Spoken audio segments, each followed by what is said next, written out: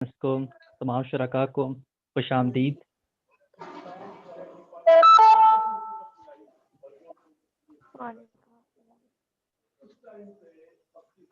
मेरी सबसे गुजारिश है, काइंडली आप सब लोग सेशन के दौरान अपने अपने माइक्स को बंद रखिएगा।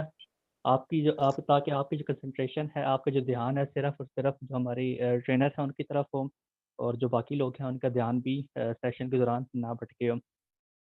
सबसे पहले मैं अपना तारुफ शॉर्टली कराऊंगा। Asad Rashid, president SI Pakistan.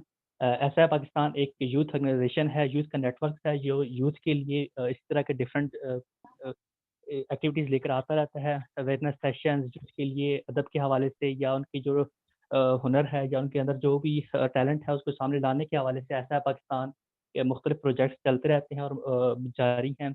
और इसी तरह के जो सेशन, जो इस तरह आज हमारा मेंटल हेल्थ के हवाले से है, ये हम आज करवा रहे हैं। ये पहले भी हम करवाते रहे हैं और आइंदा भी इंशाल्लाह हम करवाते रहेंगे।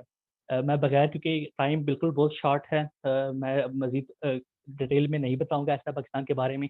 इसके हवाले से आपको ग्रुप में आज रात को एक लिंक दिया जाएगा। आप उस लिंक से थ्रू जब जाएंगे तो आपको ऐसा पाकिस्तान के हवाले से मुकम्मल जो इसका तारुफ है, जो बैकग्राउंड है, या इसका जो स्ट्रक्चर है, फंक्शन है, मिशन है, आपको उससे मालूम हो जाएगा। क्योंकि हमारा इस वक्त जो फोकस हो ट्रेनिंग है, तो मैं बगैर वक्त ज़ाया किए मैं आगे की तरफ बढ़ूंगा। और मैं उम्मीद करता हूँ कि आज का जो सेशन है वो आप सब लोग के लिए, मेरे लिए भी और आप सब लोग के लिए भी बहुत मुफीद रहेगा, और बहुत ज़बरदस्त रहेगा। हमें बहुत कुछ सीखने को इससे मिलेगा। और हमें हमारी जिस चीज़ के लिए हम यहाँ पे आए हैं आज सब, वो ज़रूर पूरी होगी हो। तो जी, मैं इसको हैंड ओवर करूँगा जो हमारे आज के मुंतज़मीन हैं, हमज़ा भाई, मानूर एंड मैम जो हमारी ट्रेनर हैं। जी थैंक यू असद भाई। मैं कोई एक्स्ट्रा इंट्रोडक्शन वगैरह कुछ नहीं करवाऊंगा। मैं मैम से रिक्वेस्ट करता हूँ कि आप स्क्रीन शेयर करनी है तो स्क्रीन भी शेयर कर दें, और आप स्टार्ट करें विदाउट वेस्टिंग एनी टाइम।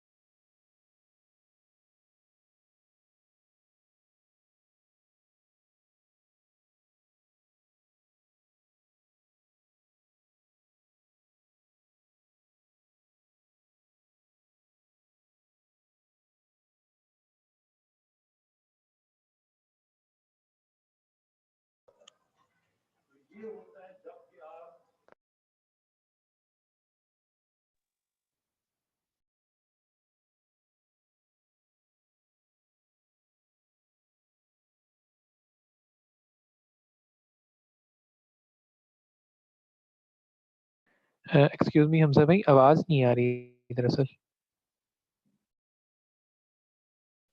अभी स्टार्ट नहीं हुआ, स्टार्ट हो जाता है, जस्ट वेट अ व्हाइल।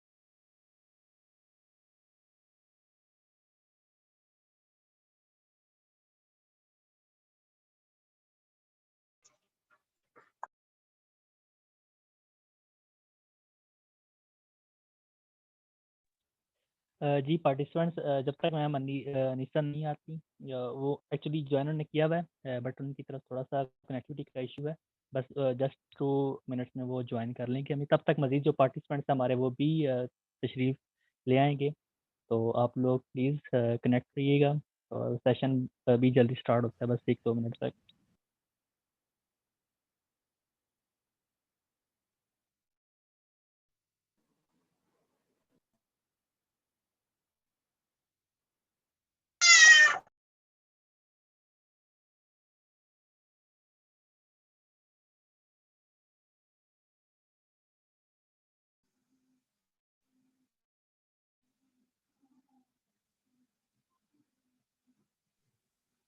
मैं थोड़ा सा इसके अंदर थोड़ा सी ये चीज़ बताना चाहूँगा कि जो मेंटल हेल्थ है बेसिकली या साइकोलॉजी है या काउंसलिंग जो चीज़ होती है इसका हमारे यहाँ हमारी ये डेवलपिंग कंट्रीज़ हैं जिसे हम थर्ड वर्ल्ड कंट्रीज़ भी कहा जाता है इसके यहाँ बहुत बड़ा फुकदान है अगर हम डेवलप कंट्रीज़ को देखें अगर हम क्योंकि हम किस चीज़ की तरफ नहीं करते लेकिन हम थोड़ा सा मुवाजना करें हम डेवलप कंट्रीज़ की तरफ तो वहाँ पे हर स्कूल के अंदर वहाँ पे उनके काउंसलर्स होते हैं काउंसलर का काम क्या होता है बच्चों को ट्रेन करना बच्चों को बताना कि आप अपने फ्यूचर में क्योंकि काउंसलिंग डिफरेंट टाइप्स की होती हैं कुछ एजुकेशन के हवाले से होती हैं कुछ मेंटल हेल्थ के हवाले से होती हैं डिफरेंट टाइप की काउंसलिंग होती है तो वहाँ पे वो ट्रेनर्स जो होते हैं बच्चों को बताते हैं कि आपका आगे अपने स्कूल लाइफ के बाद जब हायर सेकेंडरी स्कूल में जाएंगे तो आप आगे क्या सब्जेक्ट रखने हैं आपका माइंड किस तरफ है या इसके अलावा भी अगर हम देखें रोज़मर्रा की ज़िंदगी के अंदर आज से कुछ अर्सा पहले क्या होता था कि हमारे यहाँ जो फैमिली सिस्टम था इतना स्ट्रांग था कि अगर कोई परेशान होता था हमारा फैमिली सिस्टम या हमारे जो इर्द गिर्द का माहौल या दोस्तियाँ जो हमारी थी इतनी स्ट्रांग इतनी ज़बरदस्त हुआ करती थी कि हमें काउंसलिंग की जो ये चीज़ इसकी ज़रूरत नहीं पड़ती थी हम घर के जो बड़े होते थे वो बच्चों के मसाइल समझते थे या वो आपस में चीज़ें शेयर कर लेते थे हम तो हमें ये चीज़ें समझने में या इसे कहते हैं ना कि जो बैठक कल्चर मैं अक्सर एक चीज़ का जिक्र करता हूँ जो बैठ के लगा करती थी तो वो बहुत हेल्पफुल बहुत मुफीद हुआ करती थी बड़े समझाया करते थे अपने मोहल्ले के या और से दूसरे डिस्कस किया करती थी हम लेकिन अनफॉर्चुनेटली ये जो जदीद दौर आ चुका है या ये जो मॉडर्नाइजेशन की तरफ हम आ चुके हैं जो ये लैपटॉप का दौर है या मोबाइल का दौर जो है इस दौर में ये चीज़ अनफॉर्चुनेटली नहीं हो पाती हम सिर्फ एक मोबाइल तक ही महदूद होकर रह गए हैं तो इसमें बहुत बड़ी इस चीज़ की ज़रूरत है कि जो काउंसलिंग है इसकी तरफ आया जाए तो मैं को इस थोड़ा सा इरादो शुमार हैं साबर चौधरी साहब हैं पाकिस्तान के बहुत बहुत बड़े साइकोलॉजिस्ट हैं वो ये कहते हैं कि पाकिस्तान के अंदर ये उनका 2017 का कोई एनालिसिस था कि 10,000 लोगों के लिए एक साइकोलॉजिस्ट है 10,000 लोगों के लिए एक साइकोलॉजिस्ट है और जबकि वो कहते हैं कि मॉडर्न जो कंट्रीज है जो जदीद डेवलप कंट्रीज है वहाँ पे तकरीबन 12 से 13 लोगों के लिए एक साइकोलॉजिस्ट है तो ये एक हमारे यहाँ की चीज़ की बहुत जिसे कहते हैं ना कि बहुत बड़ा फुकदान है इस चीज़ का और ये ज़रूरत है ये इसकी समझ ये का ज़रूरत नहीं है इसकी तो ये बिल्कुल हमारे लिए बहुत ज़रूरी है क्योंकि हर इंसान के साथ कोई ना कोई एक साथ मेंटल मसाइल या वो चीज़ें होती हैं हर इंसान के साथ चाहे वो अमीर है चाहे गरीब है चाहे जो भी जिस क्लास से भी ताल्लुक़ रखता है वो तो ये ऐसा पाकिस्तान ने एक इस हवाले से एक वर्कशॉप ऑर्गेनाइज़ की है और हम इंशाअल्लाह मज़ीद भी ऐसी जो वर्कशॉप्स हैं जिसकी ज़रूरत है इस वक़्त की ज़रूरत है वो हम ऑर्गेनाइज़ करते रहेंगे।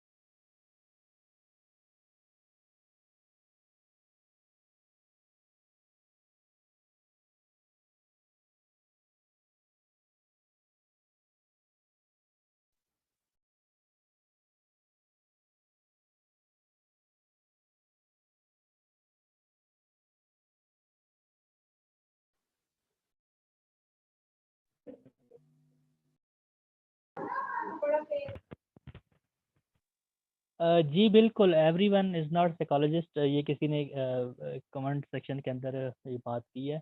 बिल्कुल आपने ठीक कहा है, हर कोई साइकोलॉजिस्ट नहीं होता, हर कोई इस तरह ट्रेनिंग नहीं दे सकता। ये ज़ाहिर-सी बात है, जिन लोगों ने इसकी तरबियत की हुई है, जिन्होंने इसको पढ़ा हुआ है, इसको जो इस चीज़ का इल्म रखते हैं, ज़ाहिर-सी बात है उनको ही इस चीज़ का आइडिया होगा। लेकिन जिस जिस चीज़ की मैं बात करता बैठक कल्चर में अगर आप देखें तो जो हमारे बड़े हैं बेसिकली, मैं जिन बड़ों की बात कर रहा हूँ, तो वो पढ़े लिखे नहीं थे वो, लेकिन उनको फिर भी पता होता था कि किसको क्या इश्यू है और वो उसकी इश्यू को किस तरह सॉल्व करना है, मसले मसाइल किस तरह हल करने हैं। तो वो हम एक कहते हैं 2 तरह की चीज़ें होती हैं, एक इल्म होता है, एक तालीम होती है। तो उन लोगों के पास इल्म था, उनको तालीम की तरफ वो इल्म उन लोगों को इस चीज़ का वो तजर्बे की बेस पे ना चल रहे थे वो लोग। तो तजर्बा जो होता है, एक्सपीरियंस जो होता है, ये बहुत मैटर करता है। तो ये बात है। बाकी अगर हम मॉडर्न दौर के अंदर देखें तो बिल्कुल ठीक कह रही हैं, हमारी पाकिस्तान की हर पब्लिक सेक्टर यूनिवर्सिटी के अंदर बीएस साइकोलॉजी या एमएस साइकोलॉजी पढ़ाई जाती है। हर बैच के अंदर तो 30 से 40 स्टूडेंट्स तो कम से कम निकलते होंगे। क्या वजह है कि वो लोग क्यों आगे इस तरफ नहीं आते? क्यों लोग वो सीएसएस की तरफ या बाकी फील्ड की तरफ या टीचिंग की तरफ चले जाते हैं? तो क्योंकि हमारे यहाँ इस तरह की चीज़ों का मतलब चीज़ पाई नहीं जाती ना, काउंसलिंग टाइप। अगर कोई एक मिसाल मैं लेट करता हूँ, कल को आप या मैं कोई भी एक साइकोलॉजिस्ट बन के अगर मैं अपनी मतलब अपने जो होती जहाँ मैं बैठूँ वहाँ पे बैठूँ और मार्केट के अंदर तो मेरे पास कोई भी नहीं आएगा। तो हमारे यहाँ मसला ये है कि लोग कहते हैं कि मतलब अगर मैं वहाँ बैठ जाऊँ, मेरे पास आए भी कोई नहीं हो और मतलब मेरे पास काउंसलिंग के लिए कोई भी ना आए, तो मेरी डिग्री भी वेस्ट है और मैं जॉब मतलब ज़ाहिर बात है, पेट तो हर किसी के साथ लगा हुआ है, तो उसमें पेट भी देखना है, अपने घर को भी देखना है। तो ये इस चीज़ का एक मसला है, बट बहुत कम लोग जो हैं इस चीज़ के लिए आगे आते हैं। तो ये मसला तो है, इसमें तो कोई शक नहीं है। और दूसरा बड़ा मसला हमारे यहाँ ये भी है कि जो लोग बीएस या एमएस करके निकलते हैं, तो उनको सिर्फ़ डिग्री की हद तक ही वो उन्होंने चीज़ें पढ़ी होती हैं। उनको एक्सपीरियंस नहीं होता है इस चीज़ से। ज़ाहिर-सी बात है, जब तक वो इसके साथ बैठेंगे नहीं, जब तक वो पब्लिक में नहीं निकलेंगे, जब तक वो लोगों को डील नहीं करेंगे, पब्लिक डीलिंग नहीं करेंगे। पब्लिक डीलिंग जो होती है बहुत ज़रूरी होती है। तो जब तक वो नहीं करेंगे, ज़ाहिर-सी बात है उनको इस चीज़ की समझ नहीं होगी। तो ये भी एक मसला है।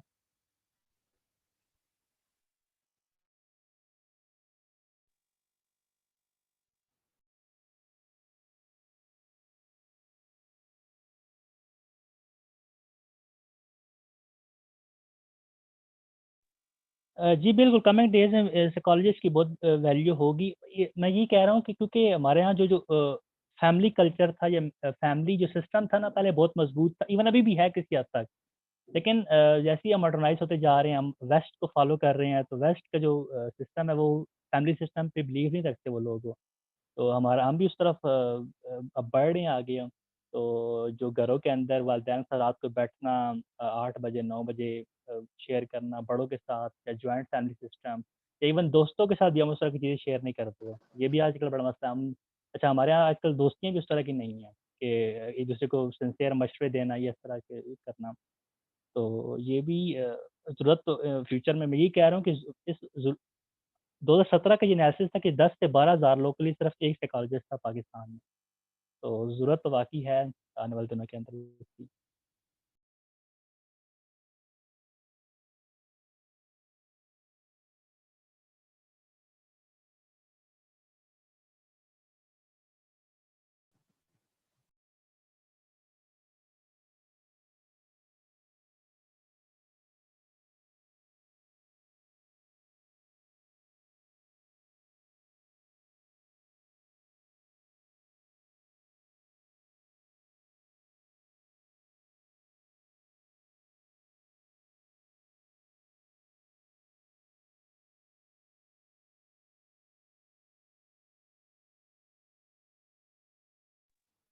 जी, मीटिंग जब स्टार्ट हो जाती है, वो जो होस्ट है हमारी, जो ट्रेनर है, उनका ऑडियो में कोई प्रॉब्लम है, जस्ट वो जॉइन कर रही हैं हमें।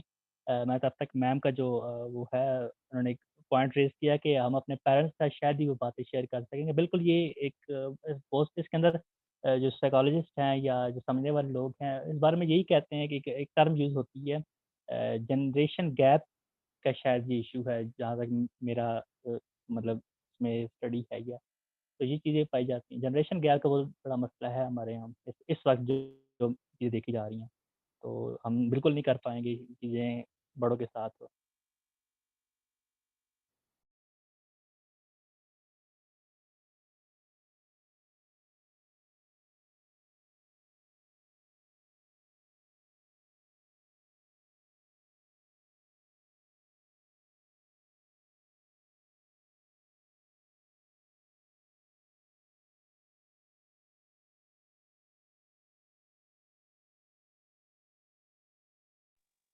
जी, बिल्कुल, पब्लिक डीलिंग जो होती है वो हर सेक्टर में बहुत ज़रूरी होती है पब्लिक डीलिंग। पब्लिक डीलिंग का ये जो मैं हमेशा एक चीज़ पे कहता हूँ कि जो सोशल ऑर्गनाइज़ेशंस जो बनी हुई हैं आजकल के दौर के अंदर, मेरा इस चीज़ में बहुत स्ट्रॉन्ग बिलीफ है कि हमारे यहाँ जो स्टूडेंट ऑर्गनाइज़ेशंस हैं, क्योंकि मैं खुद एक ऑर्गनाइज़ेशन का प्रेज़िडेंट हूँ, मुझे ये चीज़ सूट नहीं करती है कि मैं यही कहूँगा कि ये स्टूडेंट ऑर्गनाइज़ेशंस जो हैं वो इस्तेहसाल कर रही हैं। वो जो स्टूडेंट्स हैं इनके टैलेंट के, इनके हुनर को इस्तेमाल कर रही हैं अपनी प्रमोशन के लिए, अपनी सेल्फ उस चीज़ के लिए। लेकिन इसके साथ ही मेरा ये भी है कि ये जो स्टूडेंट ऑर्गनाइज़ेशंस हैं, ये एट लीस्ट हमें सोशलाइज़ेशन की तरफ लेके जा रही हैं। हमें राब्ते करना या आगे-पीछे लोग दोस्तियाँ बनाना या पब्लिक डीलिंग करना सिखा रही हैं ये ऑर्गनाइज़ेशंस। तो ये मैं आप सब लोगों को ये मतलब एक चीज़ कहूँगा कि आप लोग इवन सोशल साइंस स्टूडेंट हैं या नहीं है, सोशल साइंसेज़ के हैं, नेचुरल साइंसेज़ के हैं, चाहे जिस फील्ड के भी हैं, तो आप एट लीस्ट सोशल साइंसेज़ के स्टूडेंट्स जो हैं, अगर वो मीडिया का है, सोशियोलॉजी का है, इंटरनेशनल रिलेशन पढ़ रहे हैं, पॉलिटिकल साइंस या इस तरह के उनके लिए तो पब्लिक को समझना या पब्लिक के साथ मेल-जोल करना या पब्लिक डील करना, उनके लिए तो है ही बहुत ज़रूरी है। लेकिन जो दूसरे लोग हैं लेकिन अच्छा एक और चीज़, मिसाल लेट्स कोई डॉक्टर है, तो डॉक्टर तब तक अच्छा डॉक्टर नहीं बन सकता जब तक उसे पेशेंट के साथ अच्छा बिहेव करना नहीं आएगा। जब तक उसे पता वो जब दूर-दूर से बैठ के कहेगा जी आपको क्या है ज़ुकाम है, ठीक है जी इसने प्रिस्क्रिप्शन लिख दी, ये दवाइयाँ आप ले लें, नहीं। अच्छा डॉक्टर वही होगा अभी भी अगर आप देखें तो हम अक्सर हमारे घरों में अक्सर ज़िक्र होता है इस चीज़ का, वो फलाँ डॉक्टर बड़ा अच्छा है जी, वो पेशेंट को 10 मिनट चेक करता है कि क्या प्रॉब्लम है, क्या मसाइल हैं जी। ये चीज़ पाई जाती है हमारे यहाँ जनरल परसेप्शन फलाँ डॉक्टर बड़ा अच्छा है जी, वो पेशेंट को एक-एक चीज़ से पूछता है, चेक करता है, अच्छे तरीके से उसका चेकअप करता है वो। तो ये जो चीज़ें हैं मतलब मैं जो जो मेरा पॉइंट था कि सोशल ऑर्गनाइज़ेशंस जो हैं, ये पब्लिक डीलिंग करना सिखाती हैं किसी हद तक। वो दूसरा जो मेरा पर्सपेक्टिव है वो अपनी जगह पे है कि ये इस्तेहसाल कर रही हैं। इनके टैलेंट को इस्तेमाल कर रही हैं अपने पर्सनल इंटरेस्ट के लिए। लेकिन उसके साथ ही एक पॉजिटिव पॉइंट ये है कि कुछ ना कुछ दे भी रही हैं अगर कुछ ले इस चीज़ से।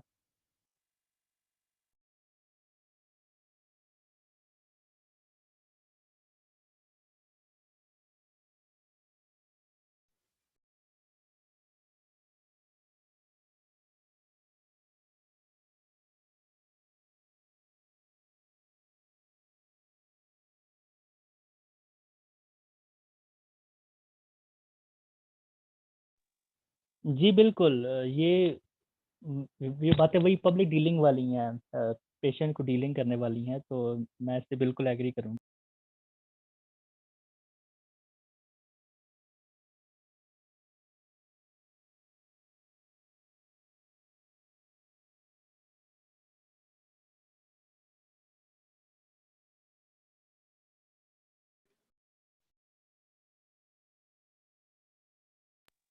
जी ये किसी ने क्वेश्चन किया है कि डिफरेंशिएट साइकोलॉजिस्ट प्रोसेस में डिफरेंट क्या है? आई एम नॉट मैं क्योंकि साइकोलॉजिस्ट नहीं हूँ, मैं जस्ट आपको जब तक मैम नहीं आती तब तक मैं एंटरटेन कर रहा हूँ। तो मुझे इस चीज़ का खुद आइडिया नहीं है, खुद पता नहीं है। जिस चीज़ का मुझे खुद आइडिया नहीं है, ज़ाहिर-सी बात है उस चीज़ के बारे में बिल्कुल भी नहीं आपको बताऊँगा या गलत गाइड नहीं करूँगा। तो इस बारे में हम मैम से सुनेंगे। मैम इस बारे में क्या कहती हैं, हमें इस बारे में क्या डिफरेंस क्योंकि मैं खुद आपकी तरह मैं भी स्टूडेंट हूँ एक, मैं अपना तारुफ़ करवा देता हूँ। BS international relation Jamia Sargodha से 5th सेमेस्टर का स्टूडेंट हूँ और प्रेज़िडेंट हूँ ऐसा पाकिस्तान का और अटक से ताल्लुक़ है बेसिकली मेरा और ये शॉर्ट सा तारुफ़ है। रीजनल में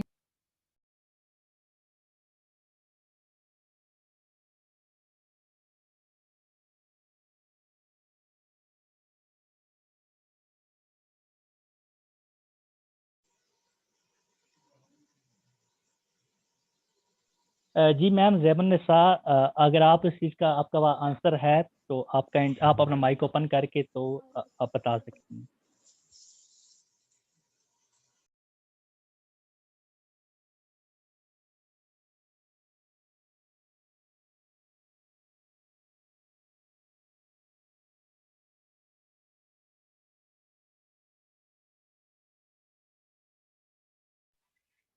जी मैम अनीसा।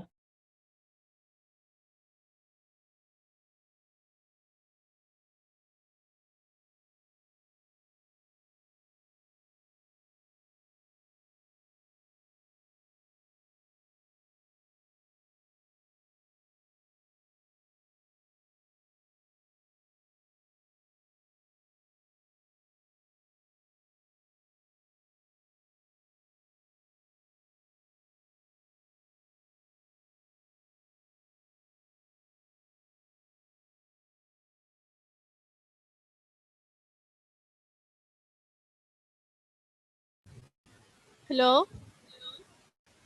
हेलो जी मैम, यस। अस्सलाम वालेकुम, आवाज़ जी आ मैम, रही है? जी आवाज़ आ रही है, आप स्टार्ट जी कर मैम दें। आपकी आवाज़ आ रही है अब। आई एम वेरी सॉरी, थोड़ा सा लेट हो गया। आई एम वेरी सॉरी, मेरा माइक्रोफोन जो है वो कनेक्ट नहीं हो रहा था। Now you can hear me properly? Yes ma'am आप स्टार्ट करें हम। Okay okay. अस्सलाम वालेकुम एवरीवन। आज मैं आपको जो है मेंटल हेल्थ के से रिलेटेड आपको इन्फॉर्मेशन दूंगी कि व्हाट बेसिकली इट इज़ और हमें इसकी वजह से क्या क्या इश्यूज होते हैं। ओके। सबसे पहले मैं आपको ये बताऊंगी कि road map to healthy and prosperous life क्या होता है, हेल्दी माइंड क्यों ज़रूरी होता है, उसकी क्या वजह होती है, and right now let's start from they need guidance. हमें क्यों गाइडेंस चाहिए? आजकल की लाइफ में हमारा क्या है, हमें स्ट्रेस है, एंजाइटी है, डिप्रेशन है, क्योंकि हमें क्यों हमारी यूथ को इश्यूज़ हैं, हमें पर्सनल इश्यूज़ भी हैं और एकेडमिक भी हैं। उसकी वजह से हमारी लाइफ में मेन ये चीज़ें हैं, स्ट्रेस, एंजाइटी एंड डिप्रेशन की वजह से हमारी जो क्वालिटी ऑफ लाइफ है उसके ऊपर इम्पैक्ट पड़ रहा है। राइट, गाइडेंस हमें क्यों चाहिए? इसमें हम लोग क्या करेंगे, हमें गाइडेंस क्यों चाहिए? क्योंकि हमने इन चीज़ों को टैकल करना है प्रॉपर्ली। अब ये सेशन दो फेसेस के ऊपर कंप्राइज करेगा। अव्वल पर्सनल होगा एंड दूसरा एकेडमिक। हम पर्सनल इश्यूज़ के ऊपर पहले बात करेंगे, फिर जो पर्सनल इश्यूज़ के को टैकल करने के लिए, काउंटर करने के लिए, जो हमें पर्सनल लाइफ में इश्यूज़ आ रहे हैं, इनको हमने काउंटर कैसे करना है वो हम उसके ऊपर बात करेंगे। अच्छा, अब हमारी लाइफ में स्ट्रेसेस क्यों आते हैं? सबसे पहले हमारी लाइफ में एब्सेंस ऑफ गाइडेंस है। हमें कोई गाइड करने वाला नहीं है। हम जब भी स्कूल जाते हैं या स्कूल लाइफ में होते हैं या हम लोग कॉलेज में होते हैं, हमने करियर चॉइस लेना होता है, तो प्रॉपरली हमें कोई समझाने वाला नहीं होता कि कौन सा करियर चॉइस लेनी चाहिए या कौन सी फील्ड नहीं लेनी चाहिए। इस बारे में हमें कोई गाइड करने वाला होता नहीं है, जिसकी वजह से क्या होता है, हमें आगे लाइफ में इश्यूज़ होते हैं। फिर ऐसा हमें कोई काउंसिल करने वाला भी नहीं होता इसी से रिलेटेड, कि अगर जब हम पढ़ लेते हैं तो हमने कहाँ पे क्या जॉब करनी है, क्या नहीं करना, ये इन्फॉर्मेशन हमें अवेलेबल नहीं होती। Third, family issues. मोस्टली हम जिस तरह हमारी जॉइंट फैमिली सिस्टम है, बाज़ लोगों को ये सूट करता है, बाज़ को नहीं करता। बाज़ को इसकी वजह से प्राइवेसी इश्यूज़ आ जाते हैं, बाज़ को जो है कोई फैमिली की वजह से फाइनेंशियल मैटर्स होते हैं, और समटाइम्स कुछ को जो है अलाउ भी नहीं किया जाता है कुछ करियर को परस्यू करने के लिए। उसके अलावा करियर इश्यूज़ हमारे लाइफ में होते हैं। करियर इश्यूज़, कोई मेडिसिन पढ़ लेता है, उसके बाद उसको आइडिया होता है कि नहीं, मुझे इसमें डॉक्टर बनने में कोई इंटरेस्ट नहीं है, मुझे तो आर्ट्स में दिलचस्पी है। फिर जब वो परस्यू करना चाहते हैं तो फैमिली की तरफ, स्टडी की तरफ से उसके ऊपर प्रेशर होते हैं। उन चीज़ों को टैकल नहीं करने की वजह से वो क्या करते हैं, स्ट्रेस होते हैं, एंड एज अ रिज़ल्ट उनको और इश्यूज़ होना स्टार्ट हो जाते हैं। फिर जॉब प्रॉब्लम्स है, क्योंकि मार्केट में इतनी सैचुरेटेड है। इंजीनियर्स जो है बहुत सारे इंजीनियर्स आ गए मार्केट में, उनके लिए जॉब नहीं है। अगर है भी तो उनको ये नहीं पता कि उन्होंने किस ऑर्गेनाइजेशन में जॉब करनी है। गवर्नमेंट जॉब में अच्छा खासा कंपटीशन है। इसके अलावा पर्सनल लाइफ में भी जो है उनको कोई इस तरह का बताने वाला भी नहीं है कि उन्होंने कहाँ और किस चैनल से उनको अवेल करना है। And aimless in colour life वही कि क्योंकि ऊपर हमने एक चीज़ डिस्कस की कि गाइडेंस नहीं है, काउंसलिंग नहीं है, फैमिली इश्यूज़ हैं। इनकी वजह से क्या है, हमारी एक ऐसी एमलेस लाइफ है, हम कहते हैं चलो ठीक है ऑप्शन ए हमारा प्रॉपरली नहीं सेटल हुआ तो हम ऑप्शन बी को अवेल कर लेते हैं और इसी तरह हम लोग अपनी लाइफ गुजारते जाते हैं। इन सब की वजह से क्या होता है, सबसे पहले हमें एज रिज़ल्ट हमारे इन सेटबैक्स हमें फिर ऑब्वियसली सेटबैक्स फेस करनी पड़ती है, फेलियर्स फेस करनी पड़ती है क्योंकि हमारी डायरेक्शन ही ठीक नहीं है। एज रिज़ल्ट क्या हो जाता है, हमें एनजाइटी होती है, देन डिप्रेशन स्टार्ट हो जाते हैं, इंसोम्निया होता है, जो बेख्वाबी के मसले होते हैं स्टूडेंट्स को। मैं आगे डिटेल बताती जाऊँगी कि ये डिसऑर्डर्स बेसिकली हैं क्या। इरिटेबिलिटी होती है, जिस तरह हम लोग आम ज़बान में चिड़चिड़ापन कहते हैं। एग्रेशन, जिस तरह हमारी यूथ को बहुत शदीद गुस्सा है, जो अक्सर आप देखते होंगे सोशल मीडिया पे उसको जो है निकाल के भड़ास निकालते हैं, जिसको हम ट्रोल्स भी बोलते हैं, जो एक दूसरे के ऊपर जो है मतलब हम तो हमारी जनरेशन तो इससे माशाल्लाह माहिर है एक दूसरे को बेइज्जत करने में। अब हम क्या करेंगे, इसके ऊपर बात करेंगे कि हम ये इश्यूज बेसिकली होते क्या हैं। ठीक है, अब फर्स्ट ऑफ ऑल आपने अक्सर देखा होगा कि जिसको भी सुनो तो वो कहता है मुझे डिप्रेशन होगी, मैं बहुत डिप्रेस्ड हूँ आजकल, मेरे साथ ये मसला चल रहा है, मुझे डिप्रेशन के इश्यूज चल रहे हैं।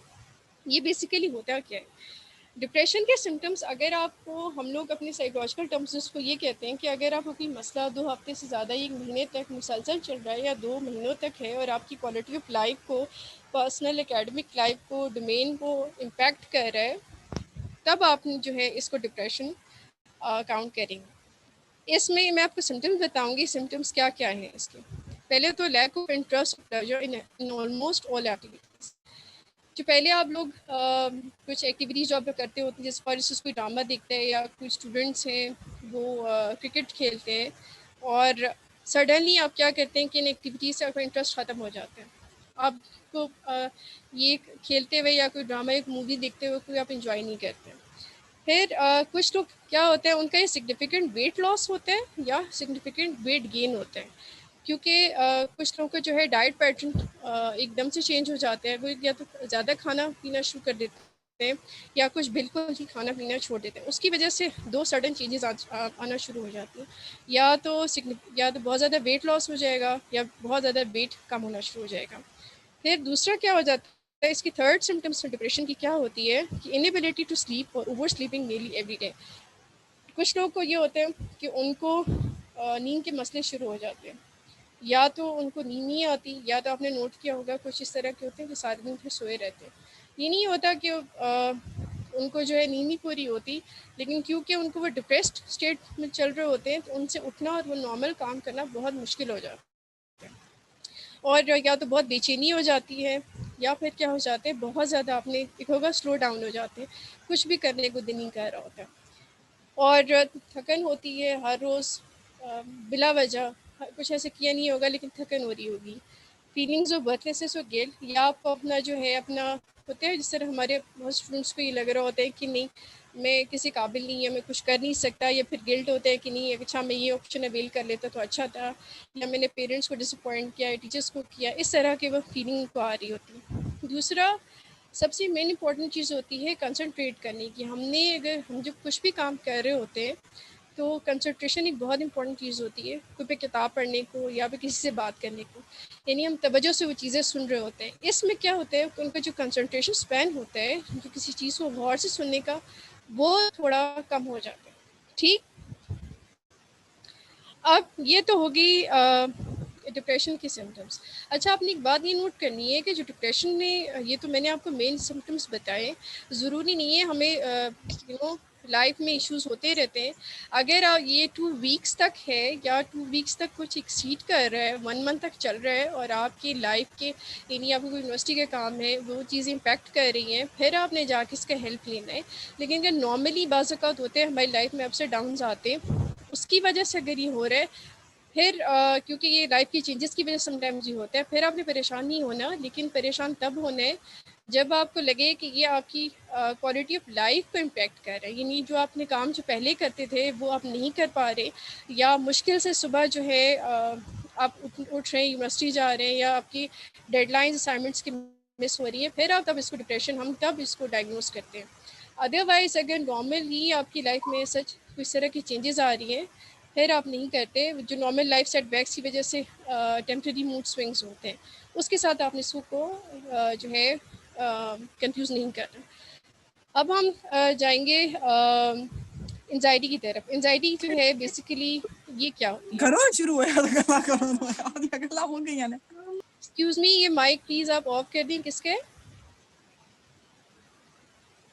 लो मैम कर दिया, म्यूट हो गया। ओके, बस अच्छा उन्होंने now ज्वाइन किया था तो पूरा नहीं हुआ इस वजह से। अच्छा, अब now comes to anxiety. Anxiety basically क्या होती है? एंजाइटी के डिफरेंट टाइप्स होती हैं। एक होती है सेलेक्टिव म्यूटिज्म, जिसमें आपने देखा होगा कुछ लोग अगर किसी ड्रीटफुल सिचुएशन को जो है फेस करते हैं, तो आपने नोट किया होगा कि वो उनको चुप लग जाती है, वो उसको हैंडल नहीं कर पा रहे होते हैं, वहाँ पे वो बोल नहीं पाते, या अब मूवीज़ में अक्सर आपने देखा होगा इस चीज़ को। दूसरा स्पेसिफिक फोबिया। स्पेसिफिक फोबिया ये होता है कि फॉर इंस्टेंस किसी को जो है एनिमल रिलेटेड, जैसा स्पाइडर हो गया, उससे डर लग रहा होता है, वो उस चीज़ को अवॉइड करता है। किसी को जो है बाहर भीड़ में लोगों में जाते हुए उनको दम घुट रहा होता है, वो हम उसको स्पेसिफिक फोबिया में काउंट करते हैं। किसी को हाइट से होता है, बहुत बड़ी बड़ी बिल्डिंग में हमने देखा होगा कि वो नहीं जा पाते क्योंकि उनको डर लगता है। एक बहुत हॉलीवुड की फेमस एक्ट्रेस है एंजेलिना जूली, उनको जो है बेसिकली हाइट फोबिया है। उनको जो है बिल्डिंग्स में ऊपर चढ़ते हुए, बिल्डिंग्स में शूट करते हैं, उनको हमेशा डर लग रहा होता है। फिर सोशल फोबिया, जिस तरह मैंने आपको बताया, अब हम लोग जो होते हैं, नॉर्मल लोग होते हैं, उनको इस तरह सोशल इवेंट्स अटेंड करते हुए कोई इशू नहीं होता। लेकिन सोशल फोबिया में क्या होता है, जिन लोगों को ये फोबिया होता है, वो बेसिकली इस तरह के फंक्शन या इवेंट्स में जाते हुए अवॉइड करते हैं। अगर चले भी जाते हैं तो उनको वहाँ पे क्या हो जाता है, एकदम से घबराहट होना शुरू हो जाती है, पसीने आना शुरू हो जाते हैं, वो लोगों से बात नहीं कर पाते। ये सोशल फोबिया की जो है एंजाइटी डिसऑर्डर्स में सोशल फोबिया है। फिर पैनिक डिसऑर्डर, सर हमें बताया, पैनिक डिसऑर्डर में ये होता है, फॉर इंस्टेंस कुछ लोगों को ये फोबिया से ही रिलेटेड होता है, लेकिन ये हम इसको अलग डिसऑर्डर कहते हैं। इसमें बेसिकली ये होता है कि आप अगर किसी सिचुएशन जिससे आपको डर लग रहा होता है, आपके माइंड में चीज़ आपने परसेप्शन बनाई होती है, वो आप फेस करते हैं। उसकी वजह से क्या होता है, आपकी हार्ट बीट बहुत तेज़ हो जाती है, पल्पिटेशंस होना शुरू हो जाते हैं, ब्रीथिंग रेट बहुत जो है वो तेज़ हो जाती है, साथ में स्वेटिंग होना शुरू हो जाती है। वो पैनिक डिसऑर्डर में होते हैं। फिर ऑब्सेसिव कंपल्सिव डिसऑर्डर, जिस तरह हम लोग अपनी जो ज़ुबान में उसको कहते हैं वहम की बीमारी होती है। ये आपने देखा होगा बहुत से लोग जो है क्या करते हैं, बार बार दरवाजे चेक कर रहे होते हैं, ठीक है। बाज़ लोग जो हैं वो बार बार हाथ धो रहे होंगे, ठीक है। बाज़ लोग जो होते हैं वो अगर कोई गाड़ी चला रहा है तो देखेंगे कि लॉक किया है कि नहीं प्रॉपर्ली, फिर वापस चेक करेंगे कि अच्छा ऑटोमेटिक के बाद भी अगर नहीं लॉक हुआ, पता नहीं दोबारा गाड़ी खुलना जाए, कुछ हो जाए। इसको बेसिकली जो है बार बार, या कुछ थॉट पैटर्न होता है, उसको अंडू करने के लिए वो क्या कर देते हैं, एक्शन करना शुरू कर देते हैं। इस तरह हाथ धोना होता है। एक तो नॉर्मल होता है जो आप लोग धो रहे, हम लोग धोते हैं, लेकिन एक होता है जो बहुत एक्सेसिव, जिसकी वजह से आपके इर्द गिर्द लोगों पर डिस्टर्ब होना शुरू हो जाते हैं। इसकी बहुत सारे टाइप्स हैं। पैनिक डिसऑर्डर सर मैंने पहले डिफ़ाइन कर दिया था कि क्या होता है। अच्छा, अब फिर trauma and stress related disorders. Trauma जिसे आपने अक्सर सुना होगा, एक ऐसा ड्रीटफुल इवेंट आप फेस करते हो जिसकी वजह आप इतना शदीद डर जाते हो, जिसकी वजह से क्या होता है कि आपकी नॉर्मल लाइफ जो फंक्शनिंग होती है वो डिस्टर्ब हो जाती है। इसमें दो इसके टाइप्स हैं। एक होता है पोस्ट ट्रॉमेटिक स्ट्रेस डिसऑर्डर और दूसरा होता है acute stress disorder. Post traumatic stress disorder में ये होता है कि जो जिस तरह एक ट्रॉमेटिक, जिस तरह फॉर इंस्टेंस अगर मैं कहूँ बॉम्ब ब्लास्ट है, किसी ने भी इस तरह के इवेंट को नहीं देखा, जो देखता है अक्सर, आप जो बॉम्ब ब्लास्ट के विक्टिम्स होते हैं उनके अगर इंटरव्यूज़ आप सुनो तो वो लोग, उनकी बहुत फ्लैट इफेक्ट होते हैं, उनके मुंह पे कोई एक्सप्रेशन ऐसा नहीं होता, वो बहुत डरे हुए होते हैं, वो इसके बारे में आपसे बात नहीं करते हैं, वो चीज़ को अवॉइड करते हैं। फिर इसके जो इस इवेंट के बाद, जो ट्रॉमा के बाद जो होता है, उनकी नींद पैटर्न डिस्टर्ब हो जाती है, कंसंट्रेशन स्पैन उनकी नहीं होती है। दूसरा, उनको फ्लैश बैक्स आना शुरू हो जाते हैं। फ्लैश बैक्स ये होते हैं कि उस इवेंट से रिलेटेड उनको जहन में ख्यालात आ रहे होते हैं, ठीक। और ये 1-2 हफ्ते तक या महीने तक होता है। उसके बाद आहिस्ता आहिस्ता फिर ये यानी ये ख़त्म होना शुरू हो जाता है। अगर नहीं होता है तो उसके लिए फिर वो बाकायदा वो थेरेपीज़ लेते हैं। And then acute stress disorder basically 2 weeks तक होता है। ये भी ट्रॉमा से रिलेटेड होता है। इसमें फ़र्क ये होता है कि जितना भी ट्रॉमा से रिलेटेड जो उनके माइंड में इमेजेस होते हैं उसको ब्लॉक कर देते हैं। कॉन्शियसली उसके ऊपर वो नहीं सोचेंगे, वो नहीं चाहते कि वो भी कोई भी इसके ऊपर जो है वो उनको याद दिलाए इस इवेंट से रिलेटेड। ट्रॉमा बेसिकली कुछ भी हो सकता है। किसी के लिए भी बाज़ औक़ात समटाइम किसी के लिए पेरेंट्स की सेपरेशन बहुत बड़ा ट्रॉमा होता है। किसी के लिए अपने एग्ज़ाम में फेलियर बहुत बड़ा ट्रॉमा होता है, जो नहीं एक्सपेक्ट कर रहे होते। बहुत ब्रिलियंट स्टूडेंट्स होते हैं। तो ट्रॉमा के डिफरेंट टाइप्स हैं। हर इंसान के अपने नेचर के अकॉर्डिंग उसकी डिफरेंट टाइप्स होती हैं। फिर अच्छा, इसके ऊपर जो ट्रॉमा वो तो डिस्कस कर लिया। अब बहुत सबसे बड़ा मसला हमारी सोसाइटी का क्या है कि जब आप बात करें कि मुझे ये फलाना मेंटल हेल्थ प्रॉब्लम है या कुछ है, तो लोग कहते हैं अच्छा नमाज़ पढ़ लो, कुरान पाक पढ़ लो तो मसला हल हो जाएगा।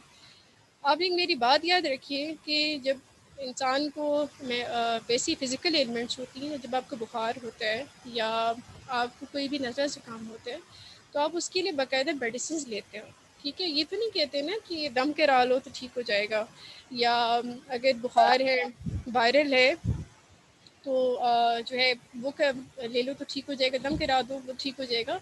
आप उसके लिए बाकायदा ट्रीटमेंट लेते हैं। इसी तरह जो मेंटल हेल्थ के इश्यूज़ होते हैं उसके लिए भी बाकायदा जो है ट्रीटमेंट लेते हैं। ये नहीं कहते, स्टिग्मेटाइज़ नहीं करते। स्टिग्मेटाइज़ हम लोग कहाँ करते हैं? जहाँ पर हमें किसी चीज़ के बारे में प्रॉपर इन्फॉर्मेशन नहीं होती। हमारे यहाँ बहुत से लोग हैं, स्टूडेंट्स हैं जो कि एक साइलेंस में सफ़र कर रहे होते हैं। उनको मूड स्विंग्स हैं, लड़कों को स्पेशली एग्रेशन की इश्यूज़ हैं, लड़कियों को भी मसले होते हैं, उनको भी आजकल शदीद गुस्से में एग्रेशन को इश्यूज़ होते हैं। जब आप उनको पूछे तो वो कह रहे होते हैं कि नहीं हमें गुस्सा बहुत आता है, बिला वजह दिल करता है कि तोड़ फोड़ कर दूँ। इसके सिमिलरली लड़कों को जो है फिर मतलब बहुत इरिटेबल हो जाते हैं, बहुत ज़्यादा इरिटेट होना शुरू हो जाते हैं फजूल बातों पे, घर वालों की कुछ बातों पे, दोस्तों की बातों पे। ये चीज़ें अगर हैं तो आप एक चीज़ को एडमिट कर लें कि हाँ ये प्रॉब्लम चल रही है और ये मेरी लाइफ को इम्पैक्ट कर रही है। आप मेरी एक बात हमेशा याद रखिए, जब भी आप जॉब के लिए जाते हैं सबसे पहले वो आपसे आपके इमोशनल हेल्थ के बारे में पूछते हैं। वो आप सबसे पहले पूछते हैं कि अच्छा आपका टेम्परामेंट इश्यूज़ तो आप में नहीं है, यानी आपको गुस्सा तो ज़्यादा नहीं आता, अच्छा आप चीज़ों को किस तरह हैंडल करते हैं। यानी देखें लाइफ में स्ट्रेसेस तो हर किसी के हैं, उनको आपने हैंडल करना सीखना है। ये तो नहीं कि आप गुस्से में आना शुरू हो जाएँ कि यार ये तो नहीं हो सकता तो बस ठीक है मैं अगले का सर फाड़ दूँ, ठीक है? ऐसे नहीं होता।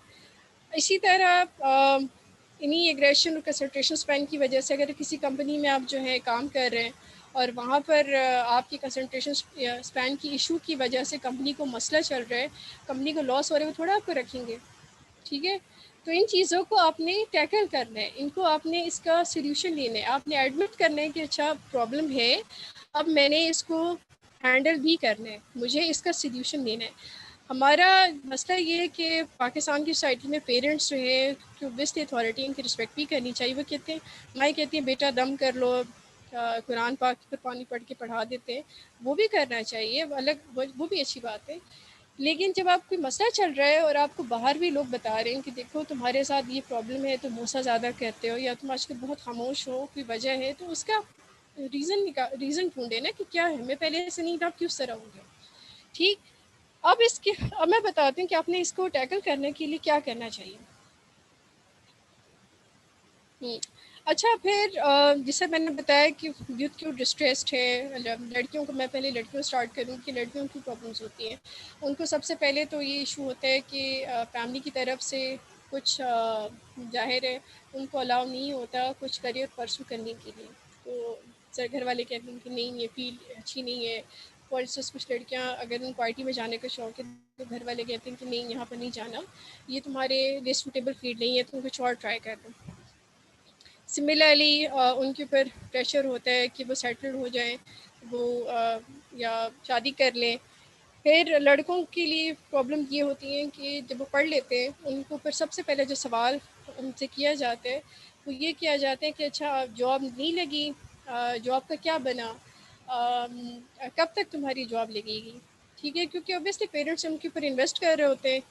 तो वो यही एक्सपेक्ट कर रहे होते हैं कि उनके जो है बेटे बच्चे जो है वो एक्सेल करना शुरू कर लें। एक तो ये प्रेशर उनके ऊपर ज़्यादा होता है।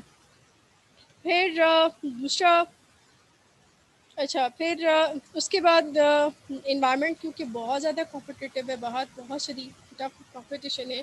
अब वो उसकी वजह मैं आपको बाद में बताऊंगी कि ऐसा क्यों है, क्योंकि हमारी youth as compare to the rest of the world बहुत ज़्यादा है। तो ज़ाहिर है जितनी पोस्ट उतनी जितनी पहले ही आती थी, लेकिन अब यूथ इतनी ज़्यादा हो गई है, जैसे जहाँ पहले एक पोस्ट के लिए 4 लोग कम्पीट करते थे, अब उसी पोस्ट के लिए 20 लोग और कम्पीट कर रहे हैं। मुकाबला बहुत ज़्यादा टफ हो गया। उसकी वजह से क्या होता है कि यूथ को ज़ाहिर है कंपटीशन फेस करना पड़ता है। बाहर कंपटीशन है, स्पेशली पंजाब में तो बहुत ज़्यादा है ये, बाकी प्रोविंसेस का भी ऐसे ही है। अगर आप कुछ भी एग्ज़ाम दे रहे, अभी पंजाब पब्लिक सर्विस कमीशन के एग्ज़ाम्स हुए, उसमें भी अच्छा खासा आजकल ट्विटर पे भी उसका ट्रेंड चल रहा है, फेसबुक पे भी बहुत चल रहा है क्योंकि चीटिंग के केसेस आए। उसकी वजह से एज ए रिज़ल्ट क्या होते हैं कि दोनों लड़के और लड़के दोनों को जो है इश्यूज चल रहे होते हैं। ये नहीं होता कि लड़कों की मसला नहीं है या लड़कियों को जो है सिर्फ उनको घर से मसले चल रहे होते हैं, दोनों को है। अब क्या है कि इशू है, उस इशू का सोल्यूशन भी होता है। आपने अपने, ये नहीं है कि अपने पेरेंट्स से जो है वो कोई बगावत करनी या कुछ करना है, आपने उसी इन्वायरमेंट में रहते हुए उसी का सोल्यूशन सॉर्ट आउट करना है। ठीक। अब ये मैं आपको ये बताऊंगी कि हम स्टैटिस्टिक क्या है, इसकी वजह क्या है, हमारी यूथ क्यों इतनी ज़्यादा उसको जो है वो इश्यूज चल रहे हैं, हमारी यूथ के प्रॉब्लम्स क्या है। अंडर 30 हमारी सोसाइटी में 64% ऑफ यूथ जो है वो अंडर 30 है। तो आप खुद सोच लें, इतनी ज़्यादा तादाद जो है वो हमारी यूथ है। 64% कोई काम नहीं होता। फिर 29% जो परसेंटेज है वो एज 15 से 30 तक है, यानी 15 साल से जो 30 ईयर्स तक की जो स्लॉट है वो 29% में आ रहा है। फिर 15 से 24 तक के लिए हम में से मेजॉरिटी 2023 में ग्रेजुएट कर जाते हैं। तो 10.8% जो मेजॉरिटी है इस एज में अनएम्प्लॉयड। 10 टू ऑब्वियसली फिर वो चाइल्ड लेबर वो सारा आ जाता है, लेकिन मोस्टली इस वाली जो एज स्लॉट है ये अनएम्प्लॉयड है, इनके पास जॉब्स ही नहीं है। फिर फीमेल का जो हमारा जो मेन फीमेल पॉपुलेशन है, जो हमारी हाफ पॉपुलेशन है, वो 24.3% है, यानी आधी से ज़्यादा हमारी लड़कियां वर्क फोर्स में है ही नहीं, वो काम ही नहीं कर रही। फिर डोमेस्टिक वायलेंस, डायरेक्ट वायलेंस, यानी हर 4 में से एक बंदा जो है इस वायलेंस का शिकार घर पे हो रहा है या कहीं ना कहीं पे वो उसका हम सामना कर रहे हैं। फिर पाकिस्तान जो है वो youngest country in the world है और साउथ एशिया में second youngest in the south Asia. तो अब आपको आइडिया हो गया होगा कि हमारे इश्यूज, हमारी जॉब की इश्यूज क्यों हैं, हमारा हम क्यों कहते हैं कि जी अपॉर्चुनिटीज़ नहीं है, क्यों होल क्यों नहीं क्रिएट हो रहे। इसकी वजह ये है क्योंकि हमारी यूथ 64% है, इतनी ज़्यादा।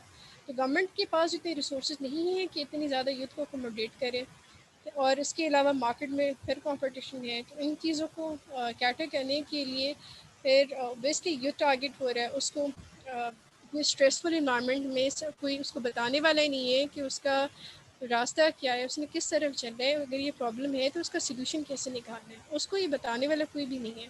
एज ए रिज़ल्ट उसको मेंटल हेल्थ के इशू स्टार्ट होना शुरू हो जाते हैं। नाउ कम्स टू अच्छा, अब क्या है, ये तो हमने डिस्कस कर लिया कि डिप्रेशन क्या है, एंजाइटी क्या है, स्ट्रेस, फिर उसके बाद पोस्ट ट्रॉमेटिक स्ट्रेस डिसऑर्डर क्या है, मेंटल हेल्थ के इश्यूज क्यों होते हैं। क्योंकि एक और बात मेरी याद रखिए, सोशोलॉजी में एक थ्योरी है जिसमें कहा जाता है कि जब सोसाइटी में चेंज आता है, जितनी ज़्यादा सडन चेंज होता है उतनी ही ज़्यादा सोसाइटी में मेंटल हेल्थ इश्यूज होती हैं। हमारी सोसाइटी आहिस्ता से चेंज हो रही है, इसमें आईटी की इनोवेशंस भी आ रही हैं, इसमें इंडस्ट्रियलाइजेशन भी आहिस्ता से होगी। अब आपने सी पैक की वजह से हमारी रोड्स कंस्ट्रक्ट होना स्टार्ट हुई, आहिस्ता आहिस्ता जो है इंडस्ट्रियलाइजेशन की वजह से और हमारी यूथ को और जो है इश्यूज होंगे। लेकिन इसके साथ जॉब अपॉर्चुनिटीज़ भी क्रिएट होंगे और इसके सॉल्यूशंस भी हैं। अब हम इसके ऊपर बात करेंगे कि आपने इन चीज़ों को टैकल कैसे करना है जो आपके हेल्थ इश्यूज़ हैं, मेंटल हेल्थ से रिलेटेड है। फर्स्ट ये है, हम लोग साइकोलॉजी में एक चीज़ बोलते हैं परसेप्शन। परसेप्शन का मतलब होता है कि आपका किसी भी चीज़ के बारे में एक जहन में खाका आपने बनाया होता है कि चीज़ इस तरह है, वो आपकी गलत भी हो सकती है, सही भी हो सकती है। जब हम लोग डिप्रेस्ड होते हैं या हम लोग स्ट्रेस में होते हैं, एंजाइटी में होते हैं, जो हमारा जो परसेप्शन होता है किसी चीज़ों के बारे में वो नेगेटिव हो जाते हैं। यानी हम लोग हर चीज़ को थ्रेटनिंग वे में क्या करते हैं, एनालाइज करना स्टार्ट कर देते हैं। उसकी वजह से क्या होती है कि हमारा जो फ्लाइट और फाइट वाला हम लोग एक रिएक्शन जो है उस चीज़ को अडॉप्ट कर लेते हैं। अब हमने क्या करना है, इस चीज़ को टैकल करने के लिए सबसे पहले क्या करना है, हम रैशनलाइज अपने थॉट्स को रैशनलाइज करना है। यानी डिप्रेशन में ओब्वियसली मसले हैं, ये मैं नहीं कहती कि प्रॉब्लम नहीं है, लेकिन आपने उस थॉट पैटर्न को जब हम बहुत ज़्यादा सर पे सवार कर लेते हैं कि नहीं हर चीज़ नेगेटिव है, फिर आप क्या कर देते हैं कि आप जो अवॉइडेंस या विड्रॉल की तरफ चले जाते हैं। यानी आप अपने जो आपके जो सिचुएशन है उसको फेस नहीं करते। उस फेस ना करने की वजह से एक विशियस साइकिल हम कहते हैं वो होना शुरू हो जाते हैं। यानी वो ऑटोमेटिकली आपकी जो लाइफ से रिलेटेड जितने भी जो साइकिल है उसको इम्पैक्ट करना, नेगेटिव इम्पैक्ट करना शुरू कर देते हैं। कैसे, मैं आपको एग्जांपल दूँ। फॉर इंस्टेंस आप एक स्टूडेंट हैं, आप फॉर इंस्टेंस डिप्रेस्ड, आपने यूनिवर्सिटी जाना है लेकिन आप यूनिवर्सिटी नहीं जा रहे, असाइनमेंट्स नहीं कर रहे, आपकी ग्रेड्स गिर रहे, ऐसा सब्जेक्ट भी ड्रॉप होगा। उससे क्या होगा कि आपका जो ग्रेजुएशन का स्पैन है वो लंबा होता जाएगा। फिर आप जब मार्केट जाएंगे आपको जॉब इस तरह की नहीं मिली। उससे क्या होगा कि आपकी quality of life academically personal जो है डिस्टर्ब होगा। उससे आपने क्या करना है कि आपने अपनी साइको एजुकेशन करनी है, आपने अपने थॉट्स को रैशनलाइज करना है कि आया जो मैं सोच रहा हूँ वो असल में है या नहीं है। ये प्रॉब्लम हमारी लाइफ का हिस्सा है, ये हमेशा नहीं रहती। हमने इनको बजाय घबराने के, हाथ पर छोड़ने के, उसका सोल्यूशन निकालना है। अपने जो थॉट पैटर्न है उसको रैशनलाइज करना है, यानी उसका एक साइंटिफिक एवेलुएट करना है साइंटिफिकली कि आया जो हम सोच रहे हैं वो सही भी है या गलत है, उसका मेरी लाइफ से रिलेटेड क्या जो है नेगेटिव या पॉजिटिव इम्पैक्ट होगा। उसको आपने एक पेपर लेके उसको एनालाइज करना है कि मेरी लाइफ में अगर फॉर इंस्टेंस ये इस वक्त ये मसला चल रहा है, वो उसका नेगेटिव और पॉजिटिव इम्पैक्ट क्या चल रहा है, वो कहाँ तक, कितनी हद तक वो बात सही है या गलत है। एक एंड सेकेंडली उस चीज़ को टैकल करने के लिए आपने क्या करना है, हम लोग बहुत से जितने भी स्टूडेंट्स हैं, मैं भी शामिल हूँ उसमें, हम लोग अपने लाइफ के गोल्स नहीं सेट करते। गोल्स ना सेट करने की वजह से हमें फिर आगे लाइफ में सेटबैक्स होती हैं। सेटबैक्स जब हमें होना स्टार्ट हो जाती हैं तो फिर हम लोग दिल छोड़ जाते हैं कि नहीं अब नहीं हो सकता, नहीं अब तो सब कुछ ख़त्म हो गया। उससे बचने के लिए अपने क्या करना है, आपने शॉर्ट टर्म, मीडियम और लॉन्ग टर्म गोल बना दें। अब long term goals for instance अगर आप में से कोई है कहते हैं कि मेरे लॉयर बनने, तो ये तो एक लॉन्ग टर्म गोल हो गया। शॉर्ट टर्म गोल ये होता है कि आपने पूरा वीक का स्केड्यूल बनाना है कि अच्छा मैंने पूरा वीक इस तरह प्लान करना है, मैंने अपना फिर इस वीक में ये अचीवमेंट्स लेनी है, मैंने फिर जो शॉर्ट टर्म मेरा गोल है 2-3 महीने के अंदर मैंने ये कोर्सेज लेने हैं, मैंने ये बुक्स पढ़नी है और मैंने अपने आप को पर्सनली या प्रोफेशनली इस तरह ग्रूम करना है।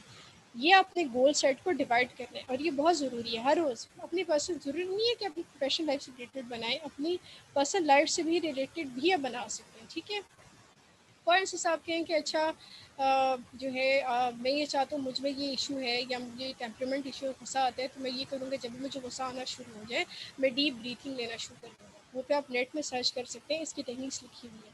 या मैं 10 तक काउंट करना शुरू कर दूँगा, या फिर कोई अगर स्पिरिचुअल है तो मैं कोई तिलावत या कोई दुरूद शरीफ ये पढ़ना शुरू कर दूँगा। उससे मेरा टेम्परामेंट की जो है वो ठीक होना शुरू हो जाएंगे। ये अपनी अपनी अपने अपने रिलेटेड भी बना सकते हैं, अपनी पर्सनल लाइफ से रिलेटेड भी बना सकते हैं, प्रोफेशनल लाइफ से रिलेटेड भी बना सकते हैं। ज़रूरी नहीं है कि ये एकेडमिक लाइफ से हो, लेकिन गोल ज़रूरी है। हर रोज़ अपनी जर्नल रखें, उसमें उसको नोट करते जाएं कि आपने जो है इसको मॉनिटर करते रहने कि यार मैंने पूरे दिन के लिए जो आज गोल बनाया था कि मैं आज ये करूँगा, तो मैंने अचीव किया कि नहीं और किस हद तक किया। इससे ये होगा कि आपकी सेल्फ एवेल्युएशन होगी, आप खुद को मॉनिटर आराम से कर सकते हैं। ठीक। अच्छा, हमारी यूथ का हम सबका जो सबसे बड़ा इशू है कि हमने अपनी बाउंड्रीज़ नहीं सेट की। मैं आपको बताऊंगी कि बाउंड्रीज़ क्या होती है। हम लोग क्या करते हैं, नेट पे बैठ जाते हैं, ठीक है, आजकल वैसे ही माशाल्लाह सारे ऑनलाइन क्लासेस है, नेट पे बैठ गए 1 घंटा 2 घंटे 3 घंटे 4 घंटे आराम से गुजर जाते हैं, पता ही नहीं चलता है 4 घंटे हो गए। लेकिन जब हम देखते हैं कि अच्छा हमने जो काम करना था, जिसके लिए हम बैठे थे, वो किए नहीं, वो भी नहीं किया। फजूल में क्या करना है, स्टॉकिंग से ज़बरदस्त है माशाल्लाह, इसको भी यहाँ पे स्टॉक करना है, उसको भी करना है, कौन है क्या कर रहा है, ये हमारे फेवरेट काम होते हैं। और फिर कुछ माशाल्लाह जिसको ट्रोलिंग है वो फिर 2-4 गालियाँ, और माशाल्लाह मैं जो ये चीज़ तो बहुत नोट करती हूँ कि फेसबुक पे क्या करते हैं, एक दूसरे के साथ फजूल में लड़ाइयाँ करते हैं। आपको सब क्या लेने देना है कि वो जिसका व्यू ओपिनियन है उसकी रिस्पेक्ट करें। लड़ाई करके हमने क्या करना है, 2-4 गालियाँ भी निकाल देते हैं। ये काम ट्विटर में भी होता है, फेसबुक भी होता है, और बाकी व्हाट्सएप की उसमें भी होता है। आपने क्या करना है कि अपनी बाउंड्रीज़ को सेट करना है, ठीक है, क्योंकि चीज़ें टाइम वेस्ट कर रही हैं। 30-35 मिनट्स का टाइमर लगा लें कि अच्छा मैंने अपने काम के लिए बनाना है। इसके अलावा मैं फिर फेसबुक जो भी सोशल मीडिया है इसको मैंने यूज़ नहीं करना। इससे ज़्यादा अगर आपकी पढ़ाई से रिलेटेड चाहिए तो बस टाइमर लगा लें सेल फ़ोन पे। उसके अलावा आपने फिर यूज़ नहीं करना। हाँ, अगर व्हाट्सएप यूज़ करना है पढ़ाई से रिलेटेड ठीक है, लेकिन इसके अलावा आपने यूज़ नहीं करना। दूसरों को ठीक करने की बजाय अपने आप को देखें कि आपको कहाँ पर किधर इश्यूज़ हैं, किधर आपने उस मसले को ठीक करना है, बजाय दूसरों पर कि यार उसमें ये मसला है, ये चल रहा है, वो उसका मसला है, आप उसको ठीक नहीं कर सकते। आप एक शख्स को ठीक कर सकते हैं, जिसके ऊपर काम कर सकते हैं, वो आप खुद हैं। किसी दूसरे का ठेका आपने नहीं लिया हुआ, वो अगर खुद नहीं ठीक होना चाहता आप नहीं कर सकते। किसी को इखलाक या दीन सिखाना छोड़ दें, वो उसका अपना पर्सनल मैटर है, अपने पर काम करें। तो ये आपने बाउंड्री सेट करनी है अपने टाइम को वेस्टेज के हवाले से भी, अपने अपने लिए भी, ठीक। फिर नेक्स्ट है, जितना भी अब हमने एक चीज़ सोची होगी कि हमें अल्लाह ने भेजा है तो इसके पीछे भी पर्पस होते हैं। ये नहीं कि सुबह में हम उठे, नाश्ता किया, उसके बाद यूनिवर्सिटी गए, वापस आए, नोट्स खोले, रटा मारा, यूनिवर्सिटी सुबह गए, वापस से रखा, एक स्केजुअल अटेंड किया, वापस आ गए। इसके लाइफ के पर्पस होते हैं। वो किस तरह कि आप अपने आप को कुछ वॉलंटियर ऑर्गेनाइजेशंस हैं वहाँ पे रजिस्टर करवाएं, कोई किसी बच्चे को पढ़ा दें फ्री में। जो ये जो हमारे घर में भी काम कर रहे होते हैं, फिर आप देख रहे करूँगा घर में अगर किसी काम कर रहे हैं तो बच्चे को फ्री में पढ़ाना शुरू करें। ब्लड डोनेशंस हैं वहाँ पर देखें कि कहाँ पर आप दे सकते हैं, ज़रूरत होती है, थैलेसीमिया के पेशेंट्स होते हैं। इसके अलावा और भी अस्पतालों में आजकल ऐसे बहुत पेशेंट्स हैं, देखें कहाँ पर आप ब्लड दे सकते हैं, कुछ भी कर लें। या इस तरह के भी पेशेंट्स होते हैं जिनके पास फ़ीस देने के पैसे नहीं होते सरकारी अस्पतालों में, वहाँ देख लें। इस तरह लोगों को ना अपनी कैपेसिटी के अकॉर्डिंग ना सर्व करना शुरू करें। या एक देखें कि कौन अपसेट है, किसी कोई मसला तो नहीं चल रहा, उससे पूछ लें, उससे बात कर लें, उसको जो तसल्ली दे दें, बजाय गालियाँ देने के या एक दूसरे का मजाक उड़ाने। हर किसी की लाइफ में कोई ना कोई प्रॉब्लम है, उसको सॉर्ट आउट करें। इससे ये होगा कि आपकी लाइफ में एक पर्पस आ जाएगा, एंड सेकेंडली आपको अपने मसाइल कम लगना शुरू हो जाएंगे, क्योंकि आपको ये समझ आना शुरू हो जाएगी कि मुझसे ज़्यादा लोग मसलों में पड़े हुए हैं, ठीक। फिर हम लोग तो देखिए बॉडी के लिए बहुत ख्याल रखते हैं, फूड भी अच्छा लेते हैं, उसके अलावा नींद भी अच्छी लेते हैं, लेकिन माइंड जो बहुत ज़रूरी है उसको अपडेट करना, वो बहुत ज़्यादा जो है ज़रूरत होती है उसकी। आपने क्या करना है, माइंड को अपडेट किस तरह करना है, क्वालिटी स्टफ़ की जो किताबें हैं वो पढ़नी। एक किताब है जो मैं बुक शान को दे दूँगी, वो आगे शेयर कर देंगे, वो है 7 habits of highly effective people, Stephen R Covey की बुक है। इस किताब को आपने ज़रूर पढ़ना है और बहुत आराम से पढ़ना है। क्वालिटी किताबें पढ़नी है, उससे क्या होता है उस वक्त आपका अंदाज़ा नहीं होता है, लेकिन ऐसे से आप नोट करेंगे कि आप मेच्योरिटी आएगी, आपको इन्फॉर्मेशन मिलेगी। और जो फेसबुक में, जो सोशल मीडिया पे जो फजूल किस्म की प्रोपेगेंडा किस्म की मटीरियल, गलत किस्म का मटीरियल पड़ा होता है, वहाँ पर आपको जज करने में आसानी हो जाएगी। फिर जो है डॉक्यूमेंट्रीज़ आप देखें, रशियन रेवोल्यूशन से रिलेटेड है, हमारी अपनी जो इंडो पाक की हिस्ट्री से रिलेटेड जो आपके इंटरेस्ट के हैं वो आप डॉक्यूमेंट्री ज़रूर देखें। एक quality program science related programs हैं, वो एक प्रोग्राम है यूट्यूब पे, माइंड शिफ्ट के नाम से है, टॉम बिलियो का है। ये डिफरेंट साइंटिफिक प्रोग्राम करते हैं, मतलब ह्यूमन साइकोलॉजी से रिलेटेड है, टेक्नोलॉजी से रिलेटेड, आईटी से है, फजूल में बाकी ड्रामा और गाने सुनने से बेहतर है कि आप इसको देखें। ये आपको लॉन्ग लाइफ जो है बहुत फ़ायदा देगा। फिर आप क्या करेंगे, एक दूसरे को गालियाँ और मीम्स शेयर करने की बजाय कि क्वालिटी मटेरियल, पढ़े लिखे मटेरियल शेयर करेंगे, ठीक। और आहिस्ता आहिस्ता आपको जो भी इश्यूज़ है लाइफ में, आप उसको सॉर्ट आउट करना सीख जाएंगे। हमारी लाइफ में इश्यूज़ इसलिए आते हैं कि हम हाथ पैर छोड़ देते हैं, घबरा जाते हैं, हम चैलेंजेस को फेस करना नहीं जानते, ना हमें किसी ने सिखाया है। हमें आज तक एक चीज़ ये सिखाई है कि नहीं, बस तुमने ना इन चीज़ों से अपने आप को बचा के रखना है, प्रॉब्लम आए तो उसको हमें आपके पेरेंट्स का भी कसूर नहीं है, टीचर्स का भी नहीं है, क्योंकि वो खुद उसी ब्रॉटअप में बड़े होते हैं, उनको किसी सिखाया नहीं होता। हर उस चैलेंज का एक सोल्यूशन होता है, वो आपने खुद सॉर्ट आउट करना है। आपको खुद पता होता है कि आपकी किस गलती की वजह से क्या प्रॉब्लम हुई है, अब आप उसको किस तरह सॉर्ट आउट खुद कर सकते हैं। ये किताबें, ये मटेरियल पढ़ने के बाद आपको एक माइंड जो होता है, आपको हॉरिज़ॉन जो होता है वो ब्रॉड हो जाता है। एज अ रिज़ल्ट आप अपनी लाइफ को एक और मैच्योर पर्सपेक्टिव से देखना शुरू कर देते हैं, रादर देन इमोशनल वे में, जज्बातियों की नहीं सोचते। ठीक है, तो गुस्सा अभी आया है वो थोड़ी देर बाद ख़त्म भी हो जाएगा। अभी हैप्पी की वाली स्टेट है, हैप्पीनेस वाली स्टेट है, वो थोड़ी देर बाद ख़त्म भी हो जाएगी। लेकिन जो लॉन्ग टर्म जो आपकी लाइफ का सोल्यूशन जो आपने सोचना है, जो सॉर्ट आउट कर सकते हैं, वो just because of reading quality material. अच्छा, एक और इम्पॉर्टेंट बात जो सबसे पहले हमारे जितने भी यूथ हैं, स्पेशली लड़के लड़कियां दोनों, हम सबको अपनी कंपनी देखें किस में आप बैठ रहे हैं। कंपनी का बहुत बड़ा असर होता है आपके फ्रेंड्स का। अगर आपके फ्रेंड्स फारिग हैं, हम देखें, एक तो हम खुद फारिग हैं, फिर हम भी फारिग लोगों में बैठना शुरू कर दें, तो इसका फिर क्या होगा कि हमारी अपनी जो है लाइफ का जो गोल है वो भी नहीं अचीव कर सकेंगे। फजूल में टाइम, ठीक है, मैं नहीं कहती कि आप हंसी मजाक नहीं करें, एक हद तक ठीक है, हफ्ते में 1-2 दफ़ा ठीक है, लेकिन हर रोज़ अगर आप बैठ के टाइम ज़ाया करें, एक दूसरे को डिस्कस करें कि फलाना ने किया, फलाना ने क्या किया, फिर हम में और घरों में बैठी हुई आंटीज़ या अंकल्स हैं उनमें फ़र्क नहीं रहेगा। हम किस लिए यूनिवर्सिटीज़ जाते हैं? हम इसीलिए जाते हैं ना कि हम अपनी लाइफ के गोल्स को बेहतर तरीके से अचीव करें और हमारा माइंड अपग्रेड हो। रादन वो जो मोहल्ले में बैठे हुए लोग होते हैं जो फजूल सारे दिन एक दूसरे के घरों में बैठ नज़र रख रहे होते, कौन किधर गया, कौन किधर आया, फिर हमें और में कोई फ़र्क नहीं रहेगा। आपने अपनी कंपनी को देखना है, फिर उसके अलावा जितने भी हाई अचीवर्स हैं उनकी या तो उनके साथ उठना बैठना शुरू कर दें, सलाम दुआ करें, या उनकी इंटरव्यूज़ देखना स्टार्ट कर दें। आपको आइडिया होना शुरू हो जाएगा उनमें और हम में क्या डिफरेंस है। वो क्या वो उन बातों पे अमल करते हैं जिन पे अमल करके हम अपने गोल्स को या अपनी ज़िंदगी को एक प्रोडक्टिव या क्वालिटी वाइज बेहतर।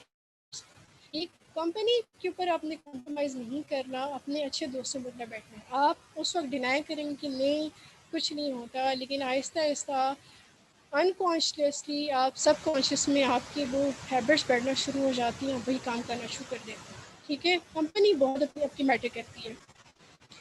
अच्छा, मेन चीज़ है कि आप अपनी लाइफ में कैलकुलेटेड रिस्क लेना शुरू कर दें। अब मैं बताती हूँ किस तरह। ये नहीं कि बहुत बड़े बड़े रिस्क लें, कैलकुलेटेड रिस्क।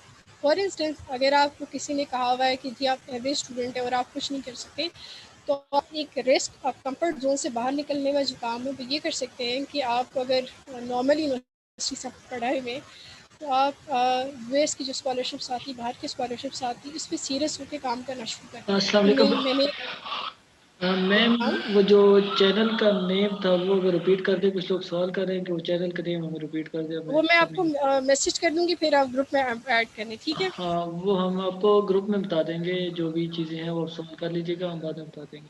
बस मुझे जल्दी रैप अप करने दें तो फिर ठीक है। अच्छा मैं क्या डिस्कस कर रही थी? अच्छा, कैलकुलेटेड रिस्क को डिस्कस कर रहे थे ना हम लोग। अच्छा ठीक है, कैलकुलेटेड रिस्क फॉर इंस्टेंस आप कहते हैं कि आप कुछ नहीं कर सकते, आपने क्या कैलकुलेटेड रिस्क किस तरह ले सकते हैं?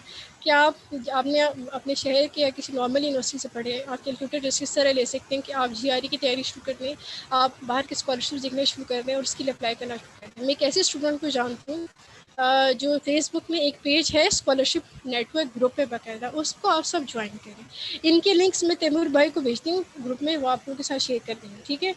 और आगे भी शायद मैंने शेयर स्लाइड्स में किए, मैं वो मैं कर दूँगी। उसने वो एक दर्जी के बेटे थे और वो मुझे बता रहे थे कि जब मैं यूनिवर्सिटी में था, फिज़िक्स में एमएससी कर रहे थे, तो मुझे मेरे टीचर ने कहा था कि तुम बाहर नहीं जा सकते, तो मुझे बाहर जाके दिखाओ। आज वही स्टूडेंट जो अमेरिका में एमएस कर रहा है जीआरई क्लियर करके, और ये वो स्टूडेंट था जो पूरी ज़िंदगी जो है उर्दू मीडियम स्कूल से पढ़ के गया है। इस तरह कैलकुलेटेड रिस्क ने और अभी से करें। 20s वाला जो हमारा टाइम ड्यूरेशन होता है ये हमारे रिस्क लेने का होता है। उसके बाद फिर 30s में हमने आगे अपने और गोल्स जो है पढ़ाई है वो अचीव करनी होती है। ये वाला रिस्क, कैलकुलेटेड रिस्क आपने लेनी होती है। वो आगे मैं और बताऊँ कि आपने क्या करना है। अच्छा, फिर हम लोग क्या करते हैं, ये मेरा भाई भी अक्सर ये काम कर रहा होता है कि फेसबुक पे, ट्विटर पे कुछ पढ़ लिया, कहता है कि नहीं आज फलाना इस तरह कोरोना से रिलेटेड सारे माशाल्लाह डॉक्टर्स बन गए थे और प्याज और पता नहीं किस किस से इलाज शुरू हो गया था, और आज ये रिसर्च आई, वो आज हमारे व्हाट्सएप में भी सारे खुदसाता डॉक्टर बने हुए थे। इसी तरह ट्विटर या फेसबुक में ये होते हैं कि कुछ पता नहीं है, सारा गलत लिखा होता है, वो पढ़ के हमने आगे भी बगैर इसको गूगल में सर्च किए हुए कि ठीक है उसको मतलब उसको वेरीफाई करने की बजाय हम उसको आगे फॉरवर्ड कर रहे हैं। आपने क्या करना है, अपने आप को एजुकेट करना है कि जो भी आप पढ़ रहे हैं वो सही भी है कि गलत। मैंने क्यों आपको पीछे बताया था किताबें पढ़ें, आप डॉक्यूमेंट्रीज देखें, आप चीज़ें देखें, उससे ये फ़ायदा होता है कि जब आप गलत में चीज़ें पढ़ते हैं या कोई आपके माइंड को मैनिपुलेट करना शुरू कर देता है, फिर आप मतलब अंधाधुंध उनकी तकलीफ नहीं करते, आप उन चीज़ों को वेरीफाई करके आगे भी बढ़ते हैं। ठीक है, फिर आप कोई कंफ्यूज नहीं कर सकते। ये आपने करना है कि अपने माइंड को चीज़ों को एक्सप्लोर करना है और सोशल मीडिया को ब्लाइंडली चीज़ों को फॉलो नहीं करना, उसको वेरीफाई ज़रूर आपने करना है। ठीक, फिर अच्छा एक और काम, क्योंकि हम लोग आर्टिफिशियल सारी हम लोग की लाइफ है, सुबह उठते हैं उसके बाद सेल फोन से हमारी लाइफ स्टार्ट हो जाती है, फिर लैपटॉप पे आजकल जूम पे सबकी क्लासेस होती हैं, तो हमें बाहर मुझे तो नहीं लगता किसी ने जो है सुबह सूरज देखा भी होगा, राइजिंग सन किसी ने भी नहीं देखा होगा। तो अपनी क्या कर रहे हैं कि कुछ टाइम नेचर के साथ भी स्पेंड कर रहे हैं। नेचर में एक अल्लाह पाक ने कुदरती तौर पर हीलिंग पावर है। आपने अक्सर नोट किया होगा जब आप सर बाहर कहीं जाते हैं, ये खुले मैदान होते हैं, पहाड़, वहाँ पे थोड़ी देर बैठ के आप रिलैक्स हो जाते हैं।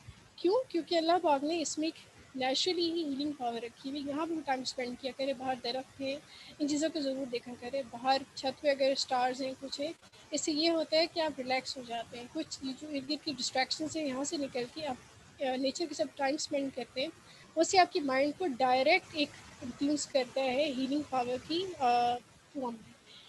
फिर जैसे मैंने पीछे भी आपको कहा कि वॉलंटरी एक्टिविटीज़ में पार्टिसिपेट करना स्टार्ट कर दें।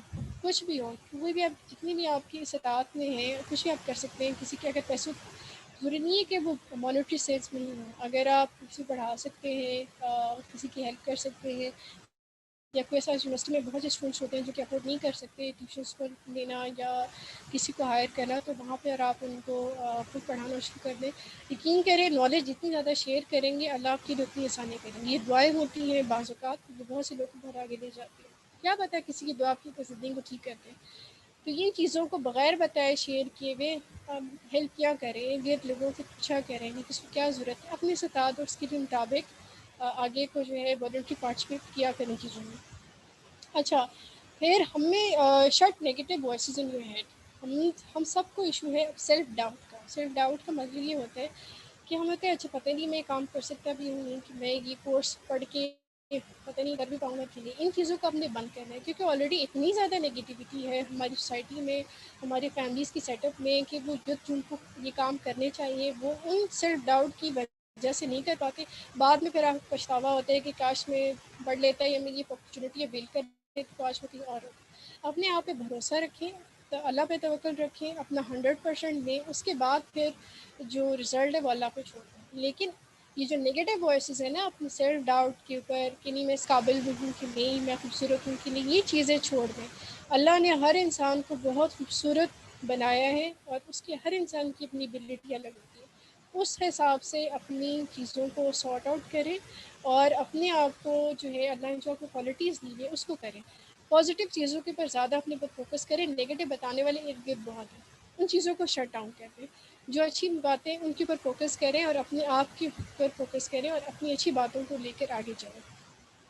अच्छा, एक और है कि बहुत से लोग जो है वो कॉन्सर्ट्स में तो जो है जाते होंगे। एक मुझे नहीं पता आप लोगों में से कोई last year Oxford literary festival लगा था इस्लामाबाद में, गया या नहीं गया? अगर गया तो मुझे बता देना। आपने क्या मैं करना गया है? था। अच्छा ठीक है, वेरी गुड।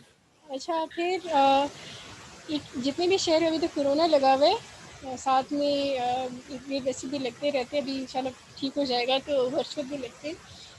ये जो इतने भी लिटरेचर के फेस्टिवल लगते हैं ऑक्सफोर्ड वाले, और भी लाहौर में भी लगते हैं, जो कराची में भी लगते हैं, मुल्तान में बेशक में बहुत से लगते हैं, वो आप ज़रूर अटेंड किया करें। फिर उनमें जो स्पीकर्स आते हैं उनको आप ज़रूर सुनें। फिर आपको फिर पता है इसमें डिफरेंट शहरों के लोग आते हैं, लाहौर से लास्ट टाइम हमने अटेंड किया था, लाहौर से बहुत बड़े राइटर्स आए हुए थे, कराची से आए हुए थे, इस्लामाबाद के आए हुए थे, जिसमें बहुत बड़े जर्नलिस्ट भी आए हुए थे, बहुत बड़े जो डॉन इन बड़े बड़े पेपर्स में लिखते हैं ये भी आए हुए थे, बड़े बड़े किताबें और इंग्लिश नॉवेल्स लिखते हैं ये भी आए हुए थे। तो उनको हिना रबानी खैर भी आई हुई थी, तो इनको आपको सुनने का मौका मिल जाता है, आपको समझ आ जाती है कि हमारी स्टेट की पॉलिसी किस तरह चलती है, ये लोग किस तरह सोचते हैं। फिर आपको अपने गोल्स इन लोगों से इंस्पायर होकर आप तभी सेट कर दें कि आज ये बैठे हुए तो कल मैंने इधर भी मैंने यहाँ पर आना है। अंदर मकसूद भी आए हुए थे। इन चीज़ों को डिफरेंट टॉपिक्स पर डिस्कशंस होती है, आपको वहाँ पर सीखने का मौका मिलता है। जब भी कोई तरह की इवेंट्स हो प्लीज़ ज़रूर जाए कर, इनको मिस नहीं करना आप लोगों ने। अच्छा, फिर एक और चीज़, अगर आप कि लाइफ किसी सेटबैक्स की वजह से सैड है तो परेशान नहीं होना, ये नॉर्मल बात है, it's okay to be sad. हाँ, लेकिन इस ये है कि आपने उस अगर मसला है तो प्लीज़ प्लीज़ जितनी भी आप मुझे सुन रहे हैं प्लीज़ आप इसका सल्यूशन जो है खुद से निकालें। अगर नहीं हो सकता तो प्लीज़ किसी प्रोफेशनल के पास जाएं। मैंने आगे लिंक्स शेयर की हुई है, वो ग्रुप पे भी तैमूर भाई शेयर कर देंगे। प्लीज़ बात करें अपने मसले को। अगर कोई डिप्रेशन कम कर रहा है तो प्लीज़ उसका जो रीज़न है वो डिस्कस करो, उसका सल्यूशन फाइंड आउट करो। ज़िंदगी अल्लाह ने आपको बहुत बड़ी नेमत दी है, इसको इस तरह परेशान हो के घबरा के हाथ पैर छोड़ के नहीं गुजारना, ठीक है। It's okay to be sad, लेकिन इसका प्रॉब्लम का सल्यूशन भी निकालो और प्लीज़ बात करो, ठीक। और यही है कि बजाय रोने धोने के कि ये मसला हो गया, ये हो गया, फलाना ढमकाना हो गया, बजाय रोने के आप उस प्रॉब्लम का जो है वो सोल्यूशन निकालो। और प्लीज़ प्लीज़ प्लीज़ प्रोफेशनल्स के साथ आप इसको डिस्कस करो। जितने भी ये मेंटल हेल्थ काउंसलर्स होते हैं उनके साथ बैठ के बात को डिस्कस करो, बताओ कि मुझे मसला चल रहा है, इसका सोल्यूशन क्या निकालना, ठीक है। अच्छा, फिर ये लिंक्स मैंने दी हुई हैं। ये लिंक्स है, एक तो जिस तरह पहले जो मैंने लिंक दी हुई यहाँ पर, ये है उमर बाज़ा, ये ट्विटर में भी होते हैं, आप ट्विटर में भी इनको फॉलो कर सकते हैं। और इसके अलावा मैंने इनका मेल आईडी भी दिया हुआ है, ubaza3@gmail.com। अगर आपको कोई भी मसला हो तो ट्विटर पे इनको डायरेक्ट मैसेज भी कर दें, इनका मैसेज का वो खुला होता है, या इनको मेल कर दें। बहुत कॉम्पिटेंट थेरेपिस्ट है, कोई भी मसला है आप इनको आराम से मेल करके इनके साथ मसला डिस्कस कर सकते हो। ये बहुत कॉम्पिटेंट जो है थेरेपिस्ट है। फिर एक ग्रुप है फेसबुक पे मरहम, वो आप ज्वाइन करें, वहाँ भी सर्टिफाइड साइकोलॉजिस्ट होते हैं। आप मसला वो लिखते हो तो वहाँ पे वो साइकोलॉजिस्ट को टैग कर देंगे, आपको इशू निकल आते हैं। फिर एक और पेज है फेसबुक में, माइंड कंफर्ट पेज है, यहाँ पे भी अपनी जितनी भी क्वेश्चन है मेंटल हेल्थ से रिलेटेड वहाँ पे आप शेयर कर सकते हो और वो आपको जो है आगे सल्यूशन बताते हैं। फिर एक और है रहबर काउंसलिंग सेंटर है, ये भी ऑथेंटिक और अच्छी फेसबुक पर है पेज। यहाँ पर आप जो है अगेन अगर कोई मसला है तो आप शेयर करो, वो आपको आंसर कर देंगे। ये तो आज मेंटल हेल्थ से रिलेटेड, कल इंशाल्लाह आपसे फिर एकेडमिक से रिलेटेड बात होगी। अगर आपने अब इस सेशन से रिलेटेड जितने भी क्वेश्चन हैं तो आप पूछें तो मैं आपको आंसर कर दूँ। फिर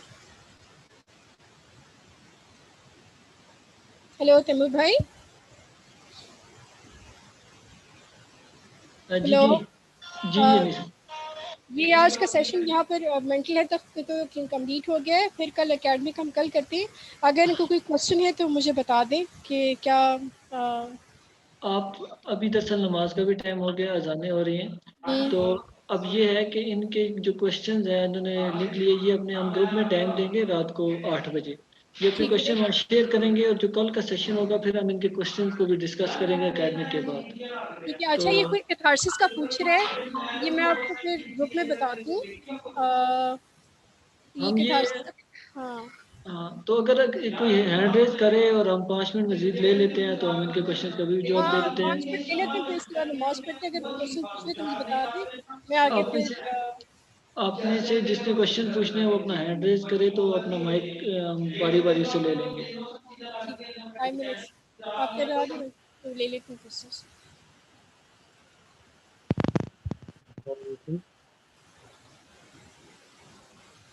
वालेकुम सलाम जी जी। मेरा नाम शाहजेब है। मुझे मैडम से एक सवाल ये पूछना था कि मुझे 5 साल पहले जब कराची में हीट स्ट्रोक आया था, उस वक्त मुझे थोड़ा सा प्रॉब्लम हुआ था। तो अब उसके बाद से मुझे मुसलसल जो है पैनिक डिसऑर्डर का मसला है। तो ये मतलब किस तरह जाएगा, या आया ये जाएगा भी या जिंदगी भर रहेगा, ये मुझे पूछना था।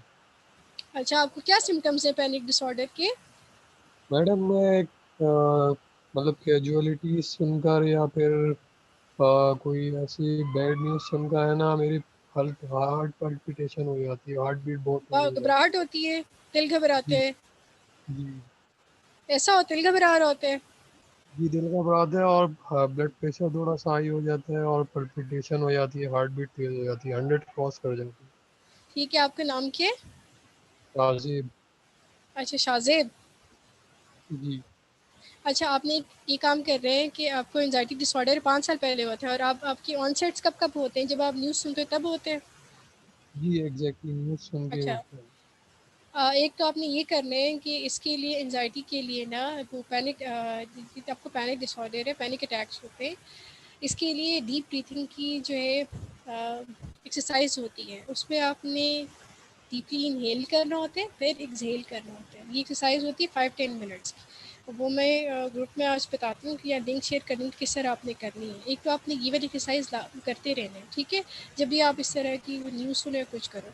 दूसरा आपने ये करना है कि जिस तरह जितने भी इस तरह के नेगेटिव इवेंट्स होते हैं ना, उनको आपने अवॉइड करना है। कोशिश आपने ये करनी है कि आपने उसको अवॉइड करना है, ठीक। और जब आप फेस भी करोगे तो आपने अपनी डीप ब्रीथिंग करनी है, इनहेल और एक्सहेल। अगर इसके बावजूद आपको लग रहा है कि मुझे ये प्रॉब्लम मेरा नहीं इस एक्सरसाइज करने के बावजूद ठीक हो रहा, तो फिर आपने ये करना है शाज़ेब कि आप जहाँ कराची में हो या जिधर भी हो, तो आपने वहाँ पर, मैंने यहाँ पे ग्रुप में लिंक्स शेयर किए हुए, उधर आपने किसी भी काउंसलर से या थेरेपिस्ट से जो है फिर आपने रब्ता करना है और आपने बाकायदा थेरेपी पे लेनी है, ठीक है, अगर आपको लगता है कि ये नहीं प्रॉब्लम नहीं सॉर्ट आउट हो रहा। ठीक है madam, thank you very much. इसके अलावा अगर किसी और का कोई क्वेश्चन है तो अपना माइक ओपन करके तो क्वेश्चन पूछ। जी सर, मुझे पूछना है कुछ। जी जी पूछिए। मैम, क्या जो डिप्रेशन है मेरे पेरेंट्स से भी मतलब इनहेरिट है? मतलब मुझे मेरे डॉक्टर ने बोला था कि हाँ। आपका ये दिमागी हिसाब कमजोर है, और दूसरा ये कि आपकी मामा को और नाना को भी और खाला, ये सब इनको भी डिप्रेशन का मसला था, उस वजह से आपके भी ये आ गया है। तो मेडिसिन ले रही हूँ, तो मेडिसिन एक दिन अगर मैं छोड़ने की कोशिश करती हूँ तो मुझे सारी रात नींद नहीं आती, हार्ट बीट तेज हो जाती है, मैं ओवर थिंक करती हूँ। बस ये अजीब-अजीब से वहम आते हैं दिल में कि मुझे अब नींद आ ही नहीं सकती मेडिसिन के बगैर। फिर जब मेडिसिन ले लेती हूँ तो पुरसुकून हो जाती हूँ, दिल भी लगता है घर में और काम में दिल लगता है, फिर सारा ठीक रहता है। ठीक है, और अब आपको ये कब से प्रॉब्लम है ये वाला कि आपको नींद नहीं आती और आप डिप्रेस्ड होते हो? आपके डॉक्टर से कब ट्रीटमेंट शुरू है? 3-4 माह पहले की बात है, मैं तब और से क्या हुआ मतलब था? क्या हुआ था जो आपकी प्रॉब्लम हुआ था? कोई फैमिली में कुछ हुआ था जो, या आप नहीं, मैं हुँ, बहुत ज़्यादा बीमार हो गई थी।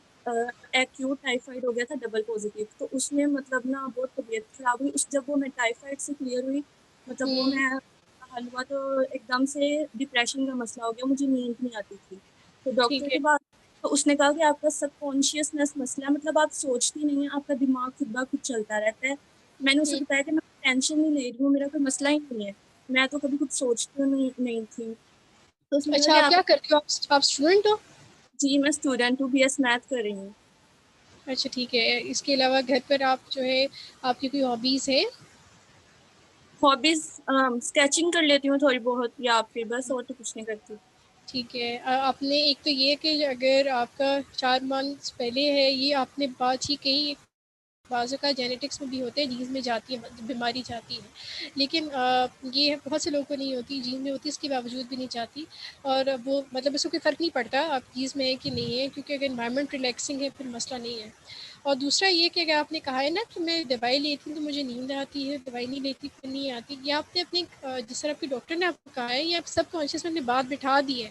आपने आपको एक, मैंने आपको कहा ना कि हम साइको एजुकेशन करवाते हैं, उसमें ये कराते हैं, ये जो रैशनलाइज़ कराते हैं। अब अपने अपने जो थॉट पैटर्न है उसको रैशनलाइज़ कराना है कि नहीं, इसके बगैर भी, दवाई के बगैर भी मुझे नींद आ सकती है। अल्लाह पाक ने हमारे ब्रेन को ना बहुत सोफिस्टिकेटेड तरीके से बनाया है, इसको कंप्यूटर की तरह। इसको आप, मैम, हाँ, जब मैंने मामा से बात डिस्कस की, उनको बताया, मामा मुझे ले गई किसी मतलब दम करवाने के लिए, तो उसने मुझे आगे से कह दिया आप पे जादू हो गया है। पापा को बताया, नहीं मान, पापा मुझे फिर साइकेट्रिस्ट, वो जो डॉक्टर है उनके पास ले गए, तो मुझे बहुत कंफ्यूज कर दिया दोनों ने, मुझे कुछ समझ नहीं आया। वो हाँ, अपनी मामा को ऐसे कुछ नहीं बोलना। वो हमारी मदर्स होती है, थोड़ी वाही होती है, तो थोड़ा ज़ाहिर है उनको डर लग रहा होता है। और हमारे हर दम कराने वाले बाबे को ये लग रहा होता है कि हर किसी पे जिन होते, जिन इतने फारिग नहीं बैठे हुए कि हर किसी पे बैठ के जो है ना वो काम करते रहें, उनके और बस काम होते हैं। तो ऐसा कुछ भी नहीं होता। इसकी वजह ये होती है कि जब हमारी लाइफ में कुछ सडन चेंज होना शुरू हो जाते हैं तो हम डिप्रेस्ड हो जाते हैं, या हमारी कुछ जो लाइफ की एक्टिविटीज़ होती है उसमें चेंज आ जाता है। उसकी वजह से हमने क्या करना होता है कि हमने ख़ुद भी कोशिश करनी होती है। आपने ये करना है, मैंने ग्रुप में कुछ लिंक शेयर की हुई है, वहाँ पर भी आपने ना 2 मैंने रहबर काउंसलिंग की हुई है, और साथ में एक और की भी की हुई है। वहाँ पर अगर आपको, एक तो आपने ये करना है कि सब कॉन्शियस में बात बिठा देनी, एक्सरसाइज करना है कि मुझे दवाइयों के बगैर भी नींद आ सकती है। पहले तो ये कि अगर डॉक्टर ने आप कुछ अरसे के लिए खाने के लिए दी है तो आपने उतने अरसे तक खानी है, लेकिन इसके बाद आपने दवाइयों के ऊपर अपने आप को डिपेंडेंट नहीं करना, ठीक है? यानी उसकी, ठीक है, आपने ये करना है कि अपने सब कॉन्शियस में ये बिठा दें कि मुझे नींद आ जाएगी, आराम से। आप जब सोने के लिए लेटते हो तो दुरूद शरीफ पढ़ना शुरू कर दो, फिर कुर्सी पढ़ो। उसके बाद आहिस्ता आहिस्ता जो है अपने आप को, माइंड को रिलैक्स करते जाओ। आपको ऐसा से है, पहले स्टार्ट में मसला होगा, ऐसा ऐसा कुछ नींद आना शुरू हो जाएगी, लेकिन सब कोशिश में बिठानी है कि दवाई के बगैर ही मुझे नींद आ सकती है। तीसरा, अपने आप को कुछ एक्टिविटीज़ में इन्वॉल्व कर लो, हेल्दी डिस्कशंस होंगी, या कुछ एक्टिविटीज़, आपने कहा स्केचिंग करती हो, स्केचिंग करो, साथ में बुक रीड करती हो, या कुछ और अगर शौक है तो उसमें इन्वॉल्व करो, ठीक है? जब आपका माइंड इंगेज हो जाएगा तो ऐसे ऐसे आपकी बॉडी भी हील करना शुरू कर जाएगी, क्योंकि वैसे हमने कहा ना कि डबल टाइफाइड हुआ है तो वो खुद एक सी इतनी, जिस तरह हम नॉर्मल भी, हम अगर बीमार पड़ते तो हम तभी डिप्रेस्ड हो जाते, तो उसमें परेशान होने वाली बात नहीं है। वो आपने अपने आप को खुद से निकालना है, और ऐसा आप इसे आराम से निकाल लो, ठीक है? Okay ma'am. अभी जो आप क्वेश्चन लेंगे वो सैरिश जफर हैं, तो काइंडली आप अपना जो माइक है वो ओपन करके क्वेश्चन पूछ सकते हैं। जी, आपने क्या पूछना है? सैरिश जफर। अस्सलाम वालेकुम। वालेकुम सलाम। Ma'am सैरिश Zafar this side. Actually मुझे जो बात करनी थी ना वो सारी जो पिछली वाली थी ना पार्टिसिपेंट उन्होंने कवर कर दी। मतलब उनका 4-5 महीने पहले इशू हुआ, but I was having like PTSD from childhood. It was childhood trauma, but जो मुझे साइकियाट्रिक ट्रीटमेंट था दैट वाज जस्ट अभी ऑलमोस्ट 2 इयर्स पहले I just had my treatment. Childhood तो ट्रॉमा उसमें या चाइल्डहुड, हाउ आई थिंक इसको छोड़ दीजिए मतलब I want to tell you something else. So I just had a therapy, like she started with me with my psychiatrist. So she started with therapy. We had some 3 to 4 months with therapy. So when she see के like कोई changes वगैरह नहीं आ रही हैं, she like meditation किया उन्होंने, therapy, और उसके बाद cognitive therapy वगैरह, तो काफी चीजें उन्होंने मुझे ट्राई की. Then she मतलब referred me to someone else. And जब बिल्कुल कुछ नहीं होता, then I started some medicine, that was some Amtin and Cipralex, like these things. तो वो स्ट्रिक्टली जब मुझे उन्होंने मना किया कि don't use this medicine, otherwise rehabilitation is your मतलब ओनली सॉल्यूशन, तो फिर मैंने उनके पास जाना भी छोड़ दिया. जिन्होंने मुझे रेफर किया आगे वहां पे भी मैं नहीं गई इसी वजह से. देन आई स्टार्टेड के बस मेडिसिन आर द सॉल्यूशन, जब प्रॉब्लम हो ले लो. और वो लाइक बहुत ज्यादा मूड स्विंग्स होता है ये वो. फिर सेम जैसे हमारी पिछली पार्टिसिपेंट ने बताया कि like her mother took her to some बाबा जी ये वो, तो मेरे साथ भी यही सेम सीन हो गया. My final exams were just coming and mom just took me to him and he was the one that the first time someone slapped me, he said jinn है इसके अंदर, अभी पानी लाओ, and that was a huge drama. तो उन्होंने मेरे पानी वगैरह फेंका and he just slapped me with इसका तो जिन्न है, गुस्सा आ रहा है. like अभी नॉर्मल इंसान को भी गुस्सा आता है, and I was just उस वक्त मैं exhausted थी and I was just overwhelmed. तो गुस्सा तो मुझे आ रहा था and just he slapped me जब, तो उस वक्त फिर हो जाता है कि then I said कि यार यहाँ पे ये थोड़ा ड्रामा एक्स्ट्रा हो जाएगा, please control yourself. So अभी मैंने थोड़ा सा कंट्रोल कर लिया ये वो आगे, तो देन आई थॉट कि अगर मैंने वहां कंट्रोल किया तो नॉर्मल तो वैसे भी कोई ऐसी सिचुएशन में कंट्रोल तो किया जा सकता है. देन मेडिसिन को थोड़ा थोड़ा कम किया, बट अभी भी मेडिसिन चलती हैं कभी कभी. नींद का इंसोम्निया तो लाइक फ्रेंडशिप है मेरी पक्की, उसके साथ सोने का नाम नहीं लेना. 24 आवर्स में 2-3 आवर्स सोने को मिलते हैं, 3-4 दिन नहीं सोते. अच्छा सॉरी आपको डिस्टर्ब कर रही हूँ. आप जब आपका मुझे आप कह रहे हो ना, जब आप सोने लगते हो तो सोने से पहले कितने मिनट पहले अपना सेल फोन आप रख देते हो? सेल फोन तो काफी मतलब घंटा 2 घंटे सेल फोन बहुत कम यूज होता है, लाइक अभी बिल्कुल मतलब नहीं, होता है ना सोने से पहले ऑलमोस्ट 2 आवर्स, बिकॉज 1.5-2 घंटा मुझे लगता है अपने सोने नींद को जबरदस्ती लाने में, and just thought over thinking, over generalization, black and white thinking, these just things. मतलब ये नहीं है कि फोन यूज करते करते टाइम गुजर जाता है, और जस्ट ये चीजें होती है मेरे साथ। बट अभी भी एक है ना, बिना साइकेट्रिस्ट के भी जैसे I think I can control my self, तो थोड़ा बहुत कंट्रोल हो जाता है। अच्छा, आपका नाम क्या है? सहरिश जफर। अच्छा सहरिश, एक तो आपने ये कहा कि आपका ट्रीटमेंट चल रहा था फिर आपने छोड़ दिया। अच्छा, अगर आप खुद अभी आप ठीक हो और आप कह रहे हो कि मुझे वो ऐसे जिस तरह का इशू नहीं है, और दूसरा एक तो मैं ये कहूँगी कि मदर ज़ाहिर है वो थोड़ी सस्पिशियस होती है, वहमी होती है, वो ले जाती है, और दूसरा हमारे पापा को और कोई काम नहीं होता, वो हर किसी पे बिजली डाल देते हैं, क्योंकि पढ़े लिखे तो होते नहीं हैं, उनको तो ये नहीं पता होता है कि लाइफ की सेटबैक्स, क्योंकि हमारे इर्द गिर्द जो इन्वायरमेंट होता है, मैंने क्यों बात की थी, स्ट्रेस की वजह से हमें इश्यूज़ होते हैं, हमने उसको सॉर्ट आउट करना होता है। और जिस तरह आपने कॉग्निटिव बिहेवियर थेरेपी करवाई, बहुत अच्छी थेरेपी थी। इससे आप, क्योंकि जिस तरह मैंने कहा ना साइको एजुकेशन करते हैं, वो आपके थॉट पैटर्न को रैशनलाइज करा देते हैं कि अगर कोई ट्रॉमा हुआ है, कुछ हुआ है, तो उसकी वजह से आपकी ज़िंदगी में इम्पैक्ट पड़ रहा है, आपने इसको इस तरह आहिस्ता आहिस्ता चेंजेस लेकर आना है। इंसोम्निया के लिए एक तो ये मैं सबसे जो भी सुन रहा है, एक तो मैं ये कहूँगी कि आप लोग, हमारी टीचर कहती थी कि जो सेल फ़ोन है सोने से पहले आप 1 घंटा पहले इसको रख दिया करें, क्योंकि जो उसकी रेस होती हैं ये लैपटॉप्स की, इनकी ना ये हमारी ब्रेन को ऐसे अलर्ट कर देती है जिस तरह सन रेस, क्योंकि ब्रेन तो डिफ्रेंशिएट नहीं कर सकता। इसकी वजह से क्या होता है कि हमारा ब्रेन अलर्ट हो जाता है और हमें सोने में टाइम लगता है। सेकेंडली, आप सोने से पहले कोई बुक ले लो, कोई अच्छी सी बुक ले लो, वो पढ़ना शुरू कर दो, 1, 2, 3 पेजेस इस तरह, तो फिर ऐसा ऐसा जब उसकी आदत पड़ जाएगी, आपको थॉट पैटर्न, आप डिस्ट्रैक्ट हो जाओगे, आपको नींद आराम से आना शुरू हो जाएगी। I used to sketch at night. मैं ड्राइंग करती हूँ ना, like I am a pencil artist, तो मैं मतलब रात में ना जब नहीं आ रही होती तो मैं वो करना, कैलीग्राफी और ड्राइंग वगैरह, सम राइटिंग, कंटेंट राइटिंग, लाइक इस तरह से करना शुरू कर देती हूँ। मतलब या डायरी लिख लो, या डायरी लिख लो। Yes, diary, I do write my diary. उससे ये होता है कि जो आपके थॉट पैटर्न है, वो जो आपका चल रहा होता है, आप उसको डायरी पे लिखना शुरू कर देते हो, रैशनलाइज करते हो, उससे भी आपका हेल्प होना शुरू हो जाती है कि मेरा क्या थॉट पैटर्न, जो थिंकिंग है वो रैशनल है, क्या इरैशनल, ठीक है। और दूसरा ये कैथारसिस का भी कोई पूछ रहा था, वो इसी तरह हो सकता है कि अपने जो जितने भी थॉट्स से लिखना शुरू कर दो, और आप ये करते हो उसके साथ साथ बुक भी पढ़ना शुरू कर दो रात में, कोई भी सेल्फ हेल्प की बुक्स होती हैं, कुछ होते हैं, वो आप रात को सोने से पहले पढ़ना शुरू कर दो। उससे ये होता है कि आपको नींद फिर ऐसे से आना शुरू हो जाती है। और अपना जो है जब सोते हो तो थोड़ा सा नींद अंधेरा करके सो, इस तरह आपके ब्रेन को जो है वो रिलैक्स होने में भी टाइम मिल जाएगा, और आपको नींद का पैटर्न भी आराम से हो जाएगा। और जिस तरह आपने एग्रेशन का, गुस्सा आता है आपको? बहुत बहुत ज़्यादा। किन बातों पर आते हैं? आप इरिटेट करते हैं, क्या करते हैं? बहुत, लाइक अभी जैसे मैं आई एम फ्रीलांसर में काम कर रही होती हूँ, तो अब मेरे को लाइक होता है ना, लाइक मैं कुछ लिख रही हूँ एंड समवन इज जस्ट, मतलब कोई रूम में एंटर भी हुआ तो मैं उसको चिल्लाना शुरू कर देती हूँ, लाइक जब मैं काम कर रही हूँ तो कमरे में आए क्यों आप लोग। और वैसे भी लाइक हर बात अगर मतलब मुझे जी प्लीज।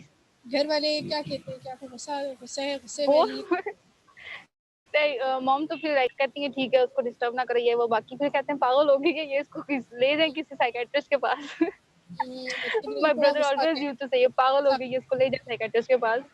आपने काम करना है, गुस्से के लिए तब ना डीप ब्रीथिंग करनी है, पता है आई डू जी बिल्कुल, ये मेडिटेशन करती हूँ मैं, रेगुलर करती हूँ। इनहेल करके एक्सहेल करते हैं, और आपने ना फ्रीलांसिंग करते हो तो जाहिर है वो और भी स्ट्रेस वाला काम होता है, और सारे में बैठ के उसके लिए आपने क्या करना है कि कुछ टाइम ना ब्रेक लेनी है, और एक कप अगर दूध पीते हो, चाय पीते हो या कॉफ़ी पीते हो, बना के कोई टेरेस पे आराम से बैठ के वहाँ पर डीप ब्रीथिंग करो, और अपने चीज़ों से डिस्ट्रैक्शन, ये जो जितना भी ये लैपटॉप से निकल के थोड़ा टाइम में नेचर का कहा वहाँ पे थोड़ा स्पेंड करो, आराम से दरख्त चीज़ों को देखो। उससे ये होगा कि आपका जो टेम्परामेंट की इशूज़ है ना, इसको ऐसे ऐसा टैकल करना सीखोगे, क्योंकि हम इतने आर्टिफिशियल इन्वायरमेंट में रह रहे हैं, हमें टेम्परामेंट इशू ज़्यादा होंगे, हमें ज़्यादा छोटी छोटी बातों गुस्सा आना शुरू हो जाता है।